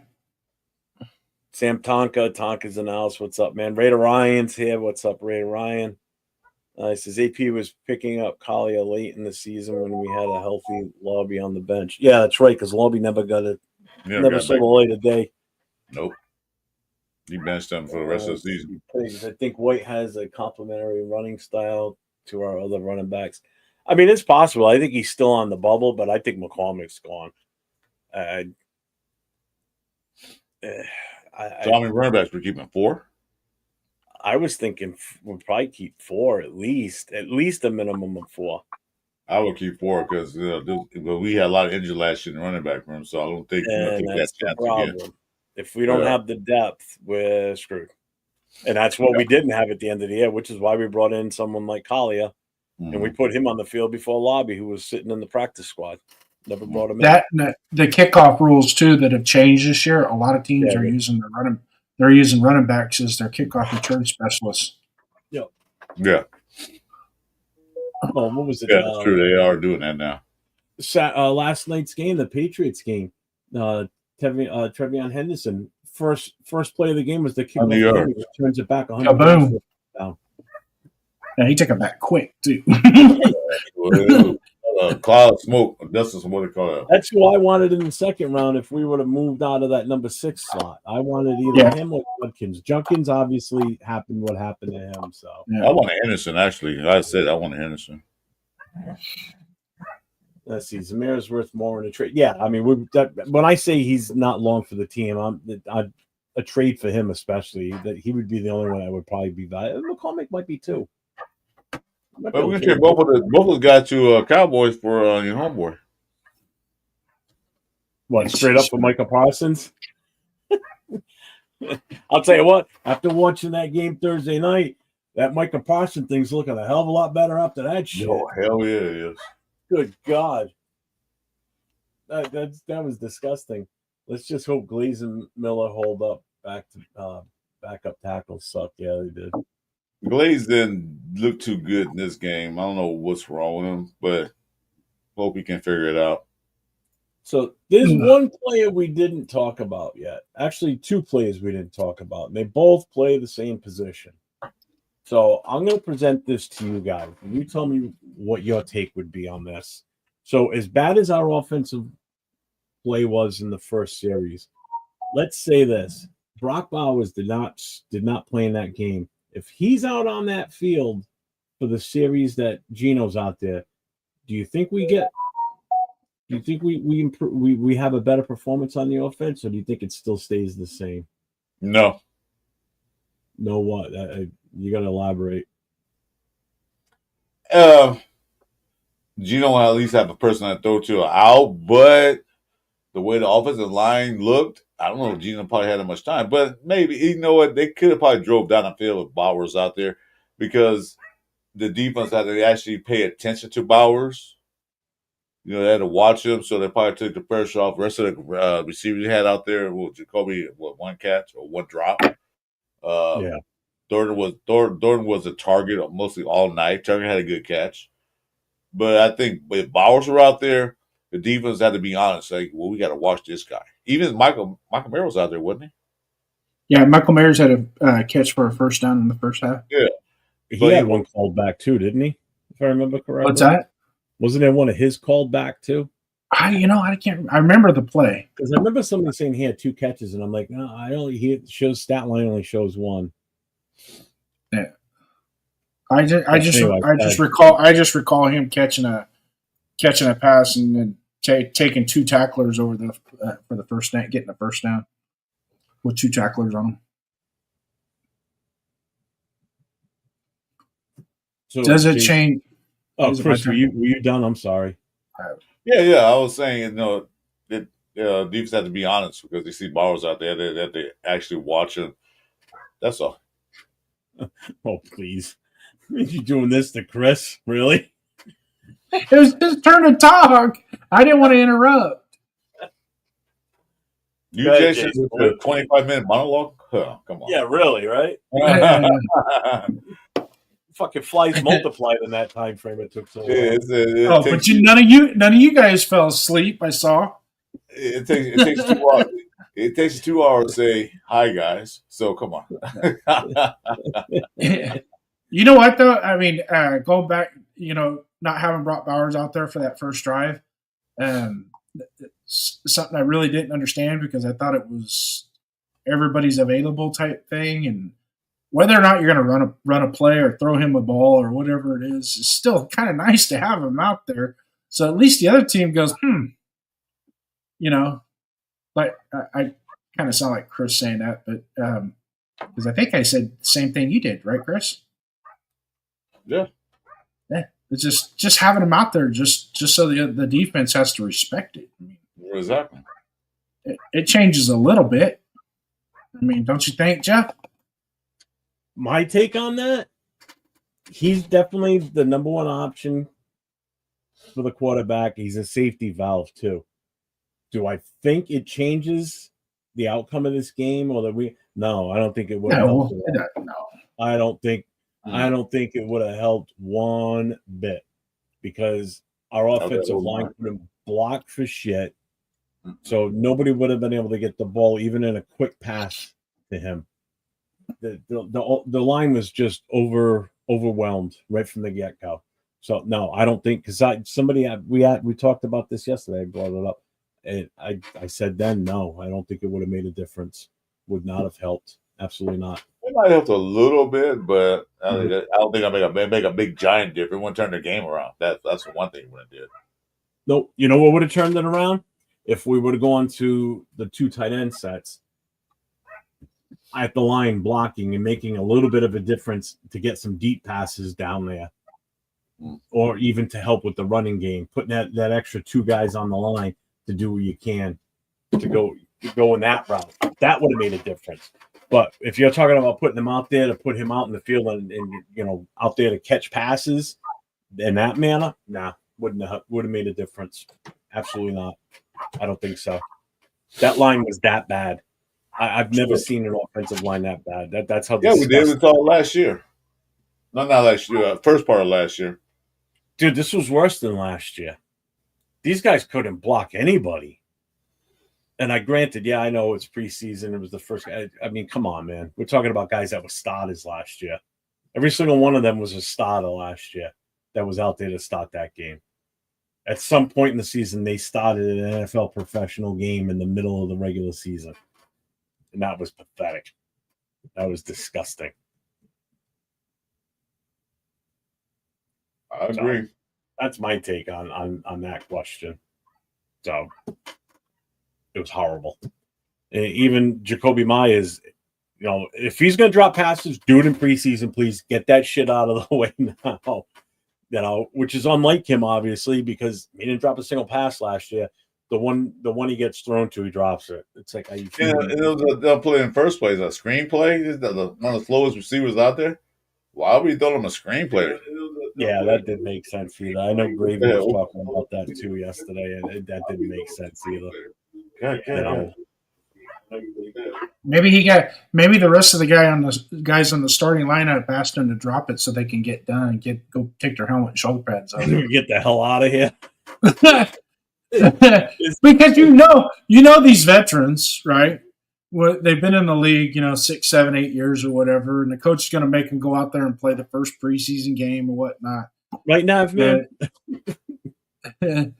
And they go, okay, you guys are playing the first series. Okay, first series meaning how many plays? Just the first series.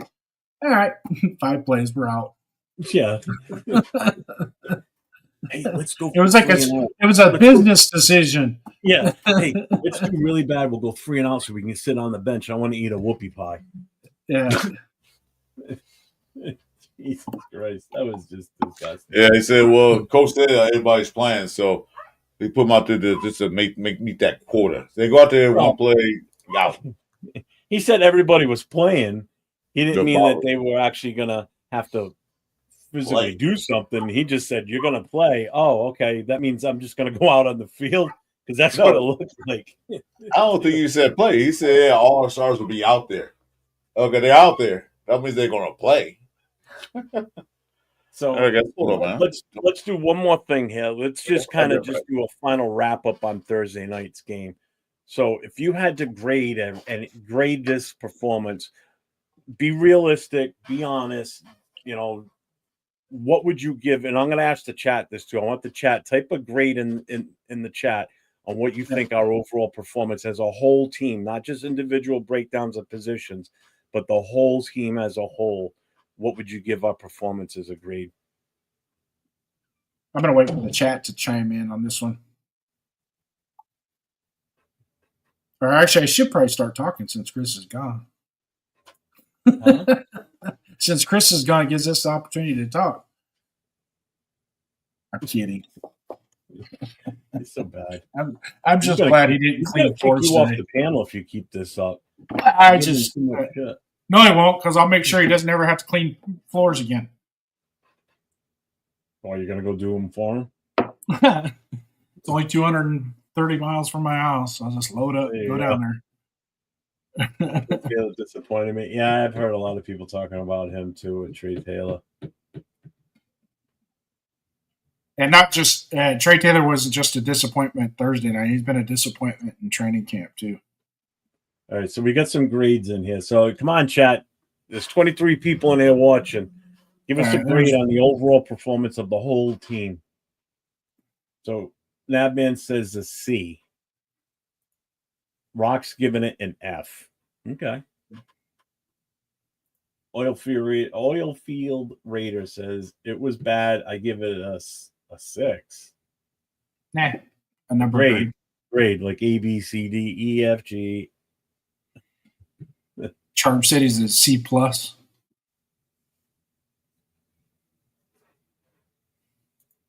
What's up? What's up, Jim? What's up, man? Yeah, I remember you were in the chat last night, man. You had some good takes on shit too. He goes, I don't understand this. I'm a Seahawks fan, and I think you got an 8 F and an 8 and a 7 for performance. Really, you guys thought it was that good? Good. Fuck, then you must have given your team an A+ because they played it out of they until the fourth quarter. They played pretty damn good. I've talked to other people that aren't Raider fans that watch that game. They're fans of other teams, and they said they're like, "Hey, they didn't look bad. They looked all right. They looked all right." Well, I'm like, I missed. hold on a second. I think I let you stupid dogs in. What was the question? I had to leave. Well, don't answer it just yet. We're kind of letting the chat answer it. I'm asking everybody to give an overall grade on the performance of the game. Okay. Not just like individual units or personnel, like the whole team as a whole, the overall performance. So right now we've got some grades. We've got Nabman says C, Rock says F, Charm City said C+, Oilfield Raider said C. Wow, Hits Boy went high. B-. As bad as we look, that's how you weed out the bologna from the steak. Never heard that before, but that sounds. Kind of like the analogy. I like the analogy. That's a good analogy there. I like that. Hey, start that message. We're gonna. Yeah, that man. If we sucked, how do the Seahawks fans feel? Cool, Kev. C, because we tied the game. It was ugly for the most part. See, I like Matt's take on this too. First half gives a D, second half a B. I can live with that. Yeah. Raider Pete, C- from a small sample. Geo, what's up, Geo? Geo said D+. First half was an F-. All right, Chris, what's your grade? I'm gonna go. Who was that said that? It was a good one. I'm gonna go out what he said because I'm about to get the same thing. You're gonna go have bologna? No. The D. I'll give it a C-, D+ in the first half because they did a couple of good things, and I'll give it a B- in the second half. That's what I was gonna do. All right, but what's the grade overall? If you combine those two, they got a C+ for the whole game. God, you make it so difficult. I just told you. All right, so you got a C+. Jason, what do you got? I'm going to give it a 74.5%. That's a C+. C-. It's just above a C- from a C. Mm-hmm. And I equate it to They were in class all week, got all the material, showed up for the test, didn't study the night before, didn't prepare, and just lollygagged through the test, but still was able to get enough right answers on the test to get a C. Someone gave it an F minus. I mean, oof, that's really bad. First half. And I'm not gonna give it an F in the first half because we got a turnover, and that turnover was beautiful. It wasn't like that was an earned turnover. That wasn't like something that just fell in our lap, like ball just accidentally fell out of the guy's hands into your arm. That was a beautiful defensive play. Well, F minus. That means you didn't do. Oh, never mind. F minus. So for me, I'm going C minus. I'm not giving it an F overall because we still did, like someone said it. I think it was Chimozan. We still came back and tied the game. We could have won it at the end. Would I've given it a higher grade than a C minus if we had won it? No, because regardless, the product on the field looked like garbage for the most part. We had some bright spots, we had some positive takeaways from it, but they were more bad than good than what I saw on Thursday night. Yeah, scoring preseason doesn't matter. It's what you watch and what you're seeing. Even the stats really doesn't matter until you look at 107 yards. You give up 170 yards rushing. That is bad. Yeah, in preseason. I mean, that will compound itself in the regular season. You have preseason warriors out there, guys that just do absolutely phenomenal. They're trying to make the team, so some guys are gonna hit, and it's gonna make you go, oh shit, and the next thing you know, that guy makes the cut and he's still on the roster after the 53. Yeah. There's those guys that sneak in that surprise you out of nowhere. Let's hope we've got some of them this year. So I go with a C minus. Let's see. SoCal said AOC in the first half and F, second half C.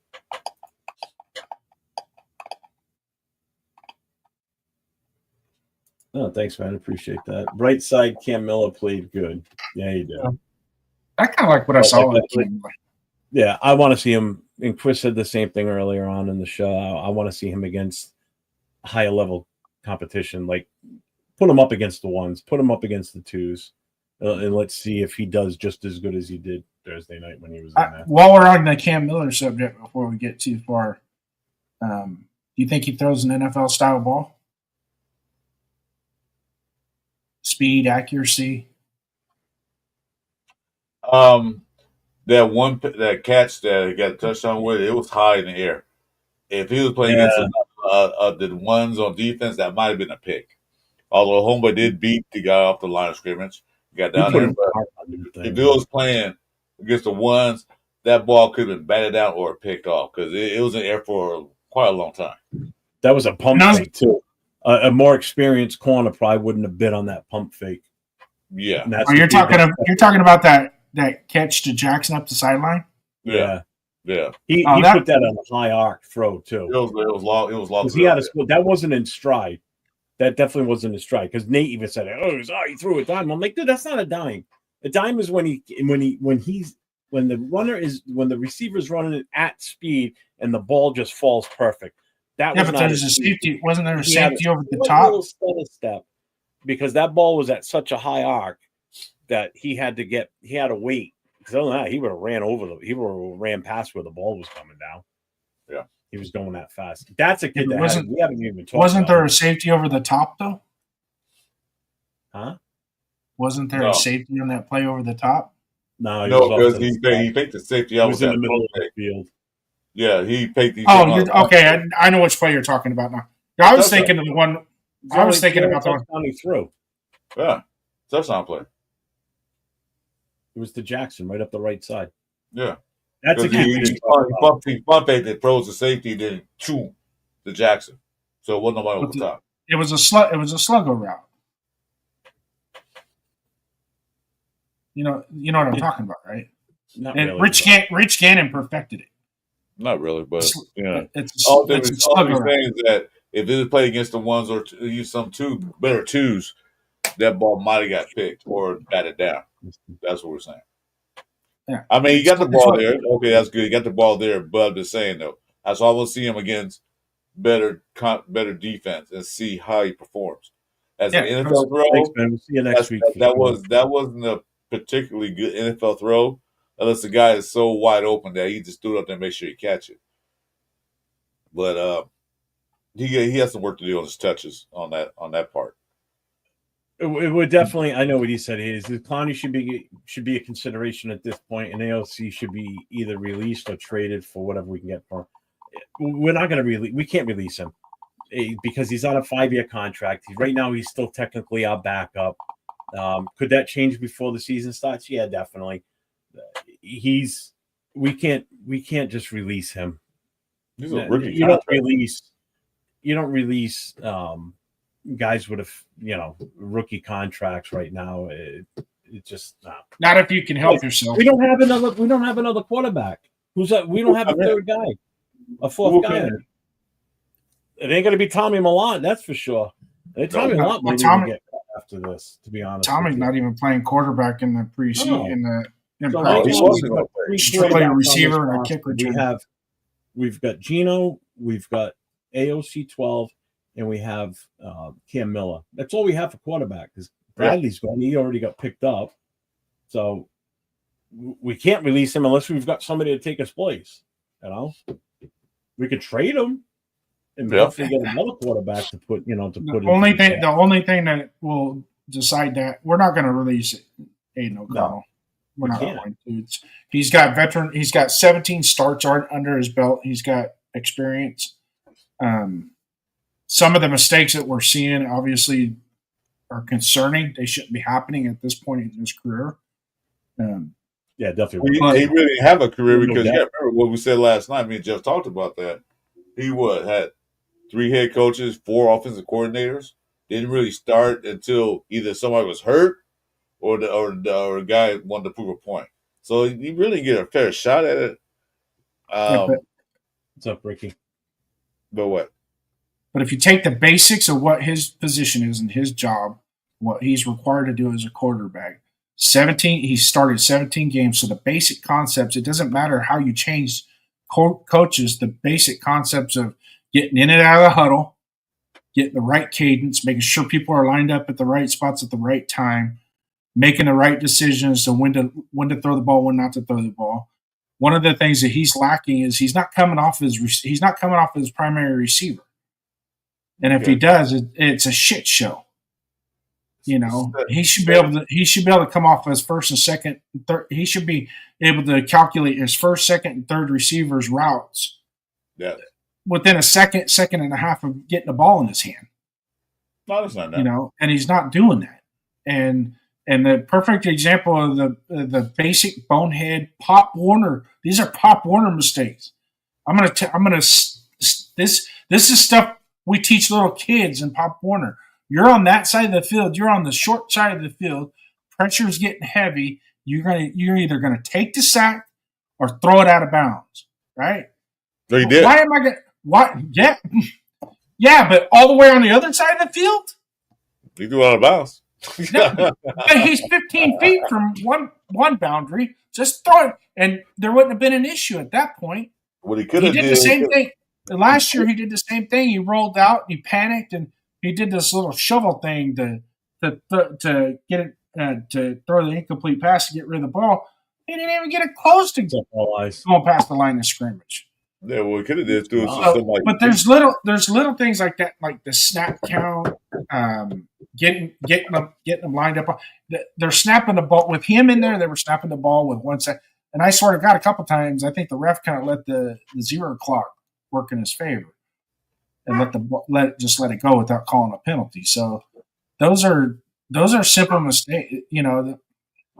High school Pop Warner. That's one of the first things that they teach kids is how to get your team, get the play, call the play, get them out of the huddle, get them lined up. Hurry up, let's go. And he's even kind of struggling with this. And I think, to be quite honest with you, I think Chip Kelly's overall playbook might be a little overwhelming for AOC. I think Chip Kelly likes to run plays fast. He likes to run, get up there, line of scrimmage. Yeah. There's many times And you they're saw. There's many times you saw AOC. The play clock is down to 1 second. Then you're not getting the ball. That's not a typical chip play offense. I mean, he don't run like fast, but he likes the ball with like about 6, 5, 8 seconds left on the clock. You know, you're having that. Yeah. But like I said, it's a tempo offense. A tempo offense. The idea behind a tempo offense is to keep the defense off of balance. Jeff, you guys probably remember the K gun with Jim Kelly. That was the whole purpose behind that offense. Was we're going to run this offense and we're going to run it fast, so you guys can't substitute, you can't adjust, you can't change your alignments at the second level or call a blitz, because we're just going to keep running the play. We're just going to, as soon as we get up the line, we're running the play. Yeah, it's good. We're not. Mike here, check. Omaha, 15, 32. And all you're doing is scattering a bunch of bullshit across the stadium, because none of it has to do with anything that the play is being called. Just run the damn play. Yeah, 8 seconds left on the clock. So just a reminder to everybody that's in the chat, make sure you go and hit the subs on all 3 channels. Jason's channel is up and running. He's streaming live to his channel now. So I'm 401 Raider Jeff. Next to me is Chris 4 Raiders podcast. That guy right there with the bullet. Raiders First Downs is his channel. So make sure you guys go and hit that up too. Well, it's clean shit. Hit the notifications, hit the subs, and give those thumbs up on the shows. Helps with our algorithm. Helps keep us in business here for you guys, so we can give you this wonderful content of 3 old ball guys on a screen on Saturday night. Just to let you guys know, I'm like 218 away from 500, so help me out, and I'll guarantee you I'll give away. I don't know if we'll give away yet. What's up now? Tell your friends. It's a subscribe button. Hey, can I have the bass guitar in the background? No, because you disqualified from entering the contest. That's right, because you're a part of the show. Because you're a part of the show now, so you get nothing. Ah. Gino didn't look bad. To be honest with you, he just didn't have any time to do much. That was a fucking problem.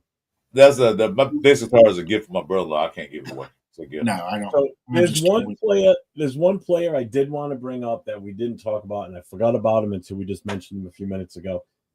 And that was Jackson, the wide receiver, who is, I'm sure everybody knows this, is Bo Jackson's nephew. The kid looked pretty damn good out there. Granted, I know he came in late in the game, but him and Miller have a connection. There's no two ways about it. Because the kid was 4 for 4. Four passes thrown to him. He caught all 4, 76 yards, a touchdown, and the touchdown was a 41-yarder. So, I mean, the kid can play. The kid's got speed. The kid, he looked good out there. Yeah, you did. I hope it becomes something. I mean, it's a story. That's for damn sure. You know, it'd be nice to see an underdog like that make this team. You know, it'd be nice to see another Jackson play for us. That's actually bloodline Jackson too. You know what I mean? Not just somebody with the last name Jackson. Yeah, you know, he's related. Where did he pick college at? Who? I just saw. Hold on, I'll tell you in a second. He is. Come on, load. He's a big kid. He went to Auburn. He's 25 too. He's not young. Like, I mean, he's young, but he's not like these other guys where they're 21, 22. He's 25 years old already. He's 6'1", 198 pounds. So he got good size. Yeah. Yep. And he's a rookie. He's got 1 year in. He was, where was he last year? Is it Shaw? Does it say? Maybe he wasn't. No, it's his second year. So yeah. Thanks, Elias. He only played 1 year, but I don't know who he played for though. Cincinnati.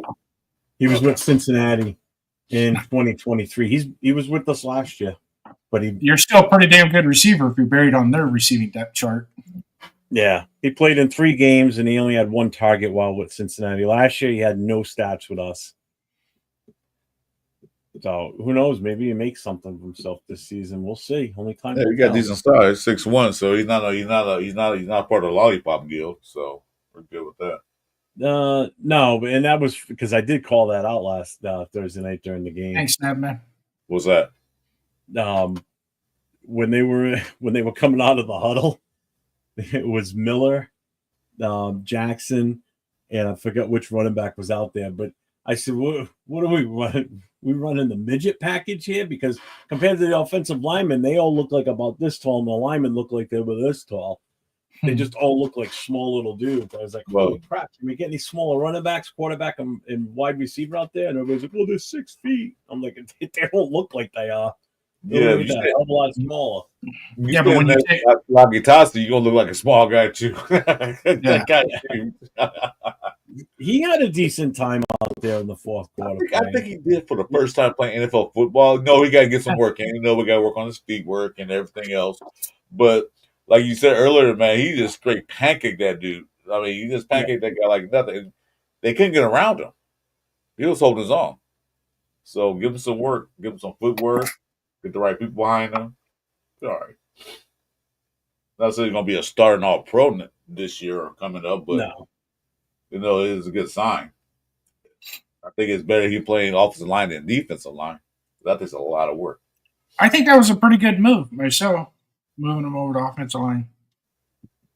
So one last thing before we go into our final. Well, we can incorporate this into our final thoughts, I'd say. So we'll start with Chris. I know you and I are going to get into it a little bit more on Monday.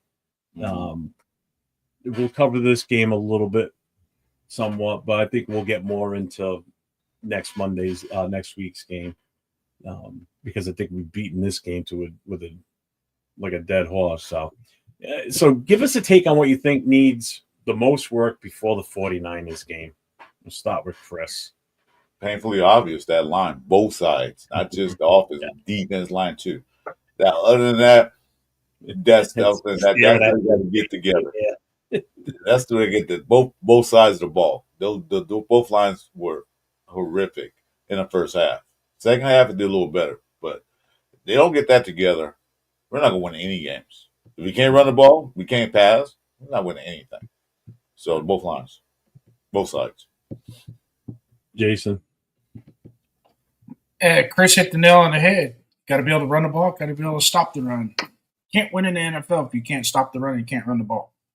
And it has to be effective running. Not just, maybe a scamper here or scamper there to pad the stats. We're talking effective manipulation of and just moving the ball down the field and keeping our team keep the chains moving with the run game. Mm-hmm. But I'm going to spin off. I have my own little take on it. Here's what's going to really be bad against the 49ers next week is our secondary needs to be tested. They need to be tested. They need some really good reps against some really good receivers. And unfortunately, the 49ers bit the injury bug with their better receivers. So we're not going to get the best of their best so we can grade how our secondary is coming together. So that's going to, and that goes back into the joint practices too. Those, Ricky Pearsall and Brandon Ayuk aren't practicing right now. So those are two guys that we need because we're not going to see them in the regular season. So let's see them in preseason. Let them help us develop our secondary, and use that as a learning tool. But yeah, the obvious is the obvious of the obvious, and Raider Nation across the United States with us is offensive line and defense line. Get your butts down, get your pads up, move somebody off the damn ball for once, would you? I'm done. Oh wait, I got one. I'm good. Go ahead. I'm good. Oh, you're a dick. Wow, Jason, really? It takes practice. So, I mean, everybody knows my take on the offensive line. That's the biggest blaring thing right now. I could even take what happened with the defensive front as like they were just going through the motions, you could say. The offensive line, they just looked like they didn't even know what the fuck they were doing. You know, seriously, none of them they didn't look comfortable. They looked like they were confused. I don't know if maybe the playbook got the best of these guys. And now that it's in a true game time situation, that it got in their heads and nobody really knew it because it looked like nobody knew their assignments. It really did. There was some bright spots, not bright spots, but there was some times where they looked like maybe they got it. And then next thing you know, the next play, they look just as bad as what they did 2 plays ago. You know, so I don't know if it's that because, you know, we know it's Chip Kelly and we know his offense can be a little out there. Did he get the better of some of these guys? I don't know.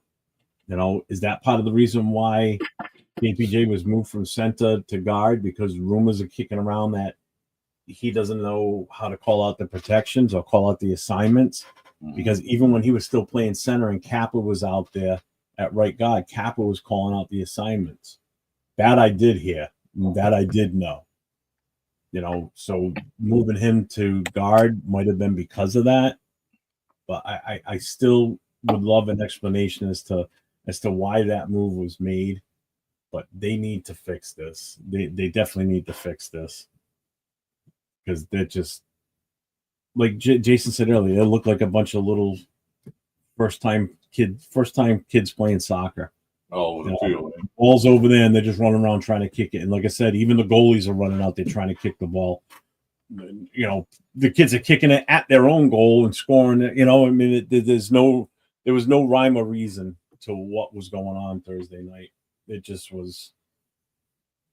And I can't sit there and say I'm overreacting because everybody else is saying the same goddamn thing. So it's not like I'm the only one that saw what I saw. No, everybody saw what I saw because everybody's on the same page. So we watched again together. We both were looking like, what is this going on? What are we watching? It's like it's like Monday Night Football with Atlanta Falcons again, all over. Like, what the hell? Yeah. So AOC is not going to get cut. People got to stop that. AOC is not going to get cut. Just out of the pure luxury, we can't cut him. We've got 3 quarterbacks on this roster. It's not going to happen. No. Understand that. There ain't nothing out there that is going to be better than what we have right now besides that, too. So we cannot cut him right now. No. You can't cut somebody unless you've got a backup plan. We can't go in the rest of this preseason with just 2 quarterbacks and one of them being a rookie. There's just no way. You can bench him, put him at 3rd string, move him down on the depth chart. Yeah, you can't get rid of him. I know what we're going to do. We're going to do the same thing McDummy did. We're going to go ahead and cut him and bring in Brian Hoyer. I got one. Ha! Yeah.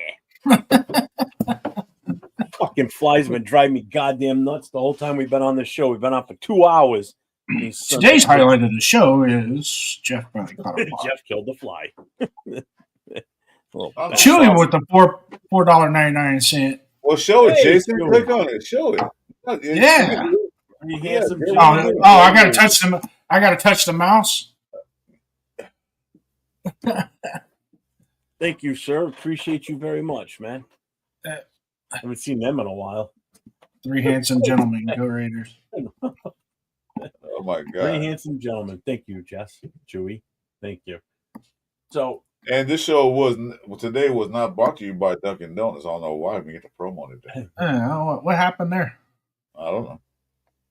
So remember that question? I'm going to ask this. I'm going to ask this. Answer the question. What happened? With what? The promo. Your iced coffee. The promo. Where's your iced coffee? I don't do that on Saturday nights. This is more of a. Oh my God! Oh, see, we didn't get the memo. Jason, I thought you slept. Right, I thought you slept. Don't report me to HR. Hold on. I don't want you guys to report me to HR. So this guy. I am HR. Yeah, we know. We know you're HR. Remember Dunkin' Donuts? I'm here for you. I want you to sponsor me. Jeff, come see me first thing Monday morning. Oh yeah. I'm not feeling too good. I'm calling out. Yeah. So, and just as a reminder, I got FMLA next weekend. Oh, that's right. So next Saturday, Jason will not be with us.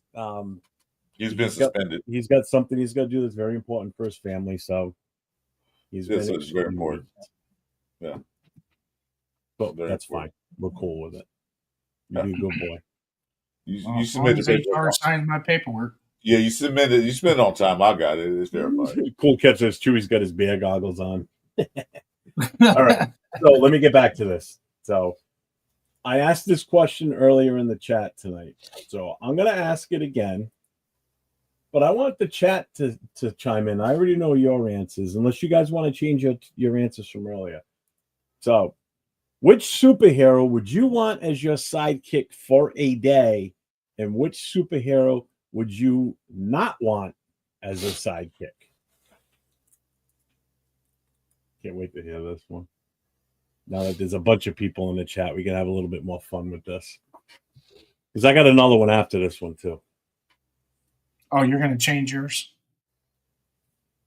I'm not changing mine. No, I mean, I got another fun one after this one. Okay.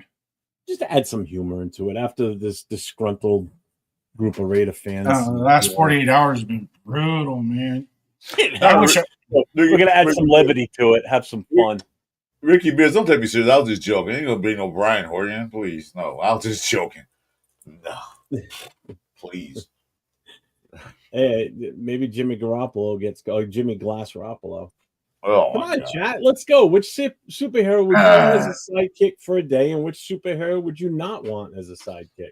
Come on. This is your guys' shining moment. Call, eyes. I know you got a superhero, man. Where's all my where's all the funny guys that say all the weird funny shit in the chat? They can't even come up with. Come on, Chewy. Bueno's not here. Rochet's not here. Oh, there we go. On that menu, you had half of what I put. He goes, want Superman, not want Aquaman. Oh, Agua. Hey, he just took both of ours.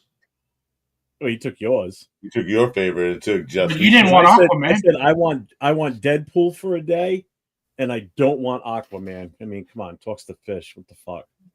Yeah, and I wanted Superman. Cool. Yeah, he took your best one, just worst one. So. Look at Bueno throwing his game out there. Cool, Kev. Non-superhero. Batman, Wonder Woman.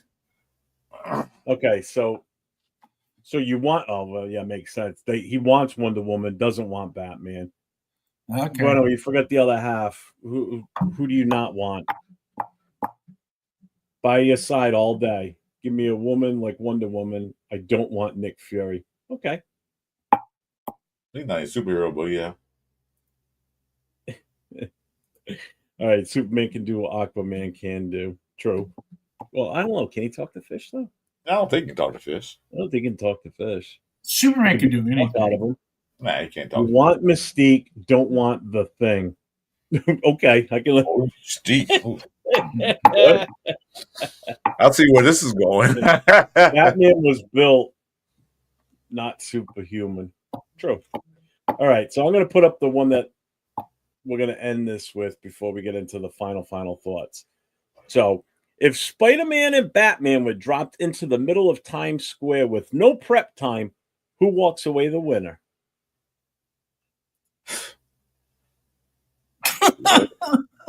Really? Oh my God. Come on. Apparently this episode is sponsored by Marvel Comics. If Spider-Man and Batman were dropped into the middle of Times Square with no prep time, who walks away the winner? Spider-Man won't walk away. He'll just fling out. He'll just. It's Spider-Man's neighborhood. Yeah, Batman's Gotham City, which is a mockery. It's a mock-up of New York. So, Spider-Man just like, he gets pissed off. He was like, Spiderweb and get out of there. I'm out. See you. Batman got to get in his car. John Leon says he's got an inside report. What do you mean he's got to get in his car? They both get dropped in Times Square at the same. You guys are making this so difficult. Well, they get dropped. Okay, how Batman get out of Times Square? How does he get out? What do you mean? How does he get out? Who walks away the winner? They get dropped in Times Square. They got to fight each other. Who walks away? Oh, you want to fight each other? Oh, Spider-Man. Oh my God! Spider-Man. I thought you were going to get out of there. You said get out of there. Spider-Man wins. Spider-Man wins by hands down. Stop taking my banner away. Let me put it back up so you can understand it. Who walks away the winner? So two guys walk into a boxing ring. Who walks out the winner? So Spider-Man and Batman get dropped into Times Square with no prep time. Who walks away the winner? I misread the question. Spider-Man walks off the winner. hands down. All we do is Batman a web. Batman's got to run around in a black car with a co-pilot that has a sock on the front. There's no car. They got dropped out of the sky on their feet. I don't care. He still runs. His co-pilot is a guy named Robin. Plus, so you realize Spider-Man has superhuman strength. Batman doesn't. Yeah, Batman's built. He's got tools. That's all he's got. He doesn't. Yeah, just think about this. It's a balanced fight. It's brains versus agility. So the brains is Batman, agility is Spider-Man. And you can argue about the gadgets, the tech, and the strategy, or agility, Spider-Man, the spider sense, the weapon. So there's so many different ways where they each have their pros and cons. So it's still a toss-up. So basically, there really is no right answer on this, to be honest with you. Because think about it. If Spider-Man zaps him with the web and wraps him up, well, he'll just pull out his little bat knife and cut right out of that because it'll cut anything. Maybe. But you know what? To tell you the truth, there was a comic back in 1971, I think it was. Now that's a nerd. It was, I was a nerd. It was Spider-Man vs. Superman. You know who won? Spider-Man versus Batman? Superman. Batman. Oh, Superman? Batman won. Spider-Man versus Superman. You know who won? Spider-Man. No, you won. Bunch of nerds. They teamed up to be another villain. So, but anyway, I don't think Batman beats Spider-Man. Spider-Man has superhuman strength. You can zoom around webs, and what does Batman have? Since he got dropped out of the sky, he don't have everything. He uses his Batcopter, his Batmobile, his Batcycle, whatever. You don't have all that. Throwing vehicles into it. No vehicles. No, I say he has. Okay, his normal attire that he wears all the time. I just told you. What can Batman do? Spider-Man can use his web and swing around the whole city and do what we have to do. What can Batman do? He don't have all his gadgets to do that. He don't have his Batmobile or all that. So he don't have all that. Ricky, this is a Charger ass question. I don't smoke with Spider-Man. Yeah, but I don't like neither one of them. Oh God, that totally didn't go the way I was going. You two boobs couldn't even understand the question. Good God, you guys! Can I be into it? And how's he going to drive away? And can I be downright honest? He's gonna scoot away, swinging from buildings. I'm like, that's not the question. But why are they fighting anyway? They're both superheroes. Why are they fighting each other? That's the question. I'm not real hip on superheroes. Even growing up, they should get together, man. With Batman got all the money, man. Go out some bars, pick up some chicks, man. Relax, it. But all I know is Superman represented America. He's American, and he whatever. I'm justice in American way. Final thoughts. Jeff is why are you disappointed, Jeff? Fuck my game up now, you bastard. God, sensitive. God. Couldn't even understand a simple. Okay, I'm going to ask 2 5-year-old kids. Do a question. If Aquaman would have fight Deadpool, who wins? Deadpool. Why? Amazing one. Nate says Spider-Man was best superhero. Yeah, well, he's a nerd. He watches Star Wars.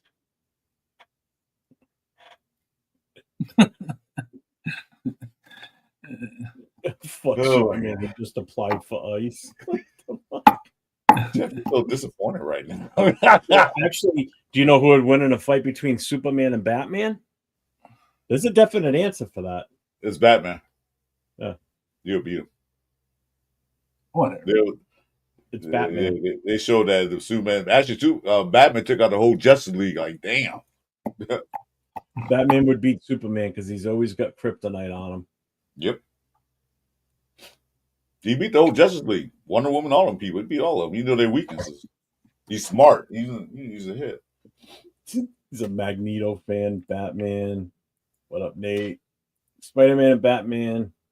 Batman land and have to fight impromptu. They probably both wearing suits, but Spider-Man is ready. Yeah. All right, so moving on. Final thoughts. We already gave a grade and everything. We already talked about next week's game a little bit, just like what are we vastly need to improve on. Jason, you got any other final thoughts you want to throw out there? And I know we'll all be back on next Sat. Well, no, you won't be with us. Sorry. That's right. But go ahead. No, I'll be in the. I should be able to join the chat. I'll probably be in the hospital on my phone, but I'll be able to join the chat. What time is that game? What time is that game next Saturday? Is it 3 p.m. Pacific? 10 o'clock game for us. Okay. 10 o'clock, so it'd be 7 o'clock here, same time as Thursday night. It'd be 7 o'clock for you guys, 10 o'clock for me. Okay, I thought I was playing an earlier game. Okay. Actually, we'll just turn it into a watch. We'll talk a little. We'll go on at 9. We'll talk about the game, preview it beforehand, and then we'll just do a watch party. We'll actually let people in the chat in the show next week because we'll just be watching the game and talking about it as it happens. Sounds good. So it technically won't be a true show like we've done the last few weeks. It'll be just like we did Thursday night, basically, but it'll be Saturday. Rock. Yeah, and hopefully by then I got my new microphone and I sound a little bit better. You sound better because you're not using that Chevron microphone until you stop using it. Oh, I'm using it. Oh, well, actually, I have a better one now that I'm using, but I'm using my computer microphone that's built into the computer. But my headset, I got these earbuds. I stole my wife's earbuds that she hadn't been using for like months, and I go, damn, these things work pretty good. Where they've been? So that's your final thought. We're talking about your earbuds. Earbuds, yeah. No, that's not my final thought. My final thought is you ruined it. You're done, Chris. What do you? My turn. All they gotta say, just play, make it a game of it. God damn it! Stop looking like a bunch of guys playing out there for the first time. Jesus, that's all I want. I want to see a better game. That's all. What are you doing? It's all these buttons right here. You give him a trouble, man. See what he does. He's like a little kid. Changes the layout. I just pushing buttons. Jason, hit Control Alt Delete to see what it does. Well, yeah. Whatever. Yeah, don't do it, Jason. Being set up. Yeah. Oh. This is where it should be when I start my monologue every Saturday night. No, I like this layout better. Yeah, that's cool. You like this. All right. So Jason, are you done? What do you got? Anything? Chris is done? No. We're back to you again. Okay, let's start over. We're starting over. Final thoughts. My final thoughts on this week is the performance that we provided on Thursday night obviously was a shit show. But there were some good parts to it. Don't get me wrong. There's some good parts to it. The third and fourth stringers, they played well. Unfortunately, a lot of those guys aren't going to be on our team come first week of September. So that's what sucks about it. Looking for progress going into the next week. We're going to have those joint practices. Be on the lookout for some nuggets. Nate, Leo, if you guys are out there listening, watching, or whatever, pay attention to those nuggets. Everybody's content is going to grow this week, I believe, because the joint practices have a tendency to provide us a little more in-depth idea of what to expect going forward. And then the game in and of itself, there's going to be parts of that game that are going to be important, but it's hard to put too much on the preseason because every team treats preseason differently. And I don't think Pete Carroll has ever put a whole lot of stock into his preseason games as far as the totality of how he's trying to build the team. But there were some things that he did not like in that preseason game. But he said, we're going to get it fixed. And in Pete we trust, and let's go out there and let's compete. And there's only one nation. It's the motherfucking Raider Nation, Captain. You know that. Chris. They always say my piece. I don't know, say just just do better, make it more like guys actually playing football. I think Jason was right. Pete Carroll really didn't take much preseason. He cares about it, but he doesn't care about it. He only care about evaluating his players and the spot they play in. But he still need to make some changes immediately because you don't have 4 preseason games. We got 3. So that third one is not going to be the one we the fix things. It's going to be the one like we evaluate the last people on the bubble. Who's on the bubble? Yeah, that's when they play. But this second game coming up, that's when you got to set the tone and set everything right. You got to get it done this week. That's my final thought.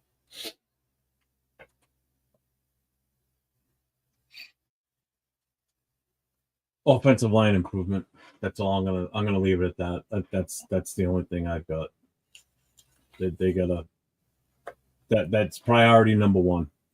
Because if the offensive line can't do their job, quarterback can't do his, running back can't do his. It just snowballs. Just absolutely snowballs. Oh, it's 4 p.m. Eastern? That's what I thought. It's an early game. It was later. Yeah, 1 o'clock. We'll go on early then on Saturday. Fine. Oh, that's early for you.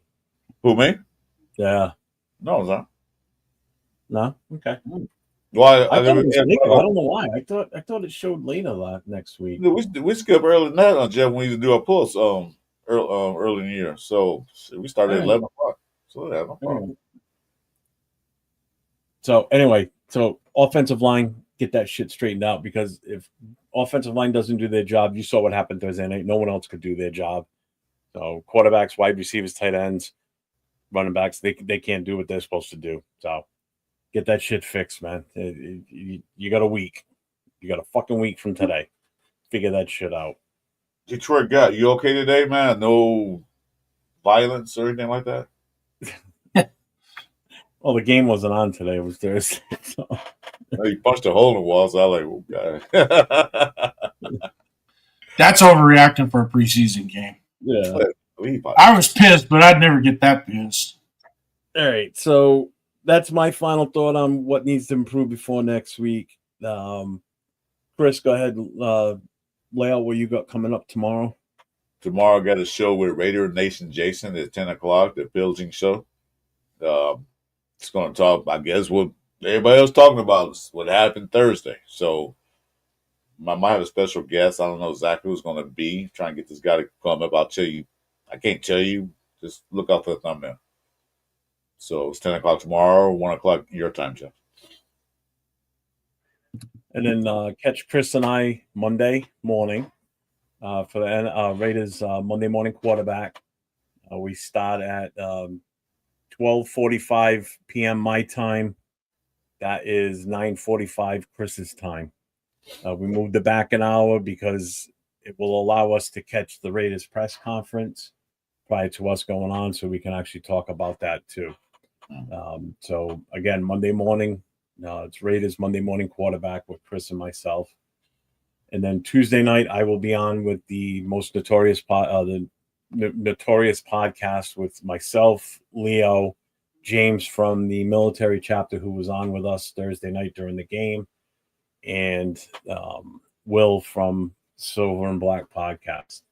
And obviously Wednesday night we'll be on with Raider Connection. Myself, Leo, Jay from Just Raiders Baby, and Nate, Elvia Raider 10. So that's all I got. I do have a show Tuesday night with your boy Chewy, who's up and coming. Please subscribe to him. And of course, Raider Nation Jason is called Cover 3 Show. That's on Tuesday night at 6 p.m. Pacific, 9 p.m. Eastern. On Tuesday night. And of course, I only get to participate with you one day a week on the Last Call podcast Saturday night. I always save the best for last. And you're still not getting that participation trophy, man. I don't care how much you beg me on Instagram. I don't need no participation trophy. Long as us three can win, that's all that matters. I just want to win, baby. That's all that matters. Just win, baby. You ready? We can do this too. Raiders. Like I love that. Well, everybody, thank you all for being with us on Saturday night. We appreciate you all. Let's hope for a better game next week. Good scrims this week coming up. And as I always say, everybody stay safe and go Raiders. Go Raiders.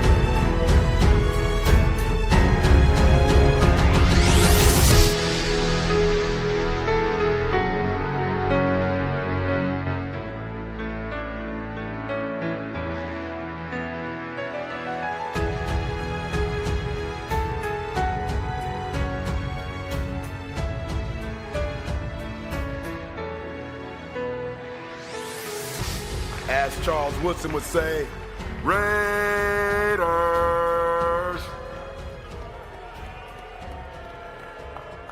Yeah.